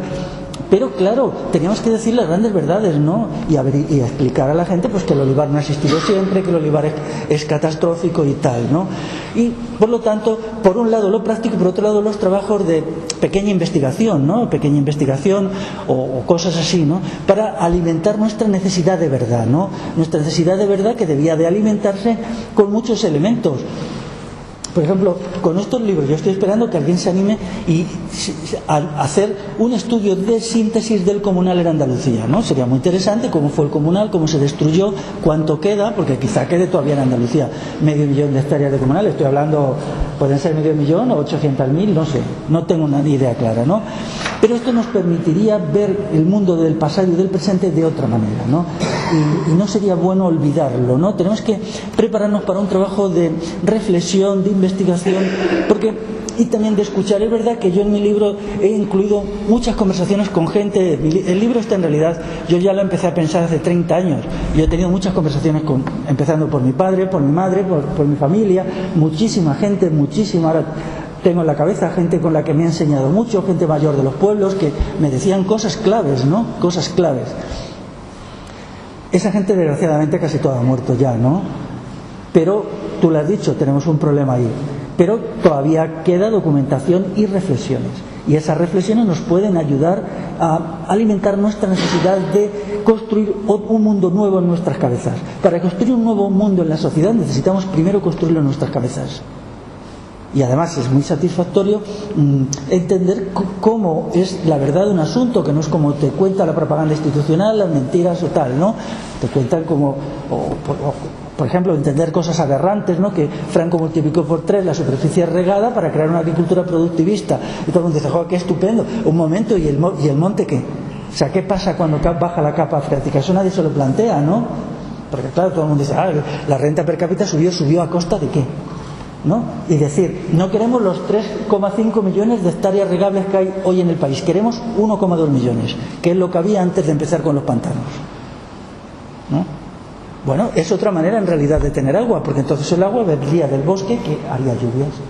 Esto, bueno, decir, la gente que ha hecho reforestación, decir 2.000 millones de árboles, bueno, te da la risa, ¿no? Porque yo recuerdo que cuando íbamos 20 personas a reforestar, si un día poníamos 400 y nos dábamos un verdadero palizón, era tremendo, ¿no? Poníamos 400 y de los cuales quizás sobrevivan a 2 años, pues 150, ¿no? El índice de masa es muy alto. Hablar de 2.000 millones de árboles es que te da la risa. Pero tenemos que mantenernos ahí y decir, sí, eso es lo que necesitamos. Aunque por el momento no se esté plantando prácticamente nada.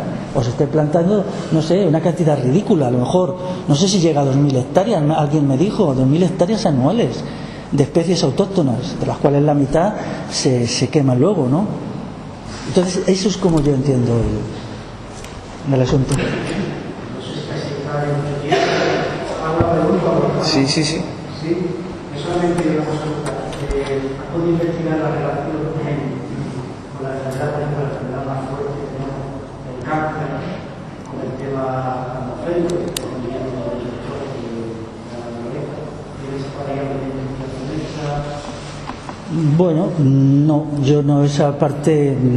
Hombre, todos sabemos que desde luego los productos químicos de la agricultura actual no son precisamente saludables, ¿no? Pero yo me remito a estudios que ha hecho mucha gente por ahí que indican que sí, ¿no? Que probablemente sea así. Pero tengo en cuenta también otro factor, que es la vida en las ciudades. La vida en las ciudades es sedentaria. El sedentarismo es una enfermedad por sí mismo, ¿eh? Por ejemplo, una vida con alimentos sanos sin un esfuerzo muscular no es posible. O sea, ya hay gente que como causa del cáncer indica obesidad y falta de ejercicio. Yo ya lo he visto a alguna gente más, ¿no? Entonces, eso solo se puede recuperar dejando las ciudades y recuperando muchos trabajos que antes se hacían con esfuerzo muscular. No podemos confiarlo todo a las máquinas, porque las máquinas nos convierten en piltrafas humanas. Tenemos que volver otra vez. Yo entiendo, o por lo menos mi observación personal me dice, que con menos de 3 horas diarias de trabajo muscular el ser humano no puede estar bien físicamente.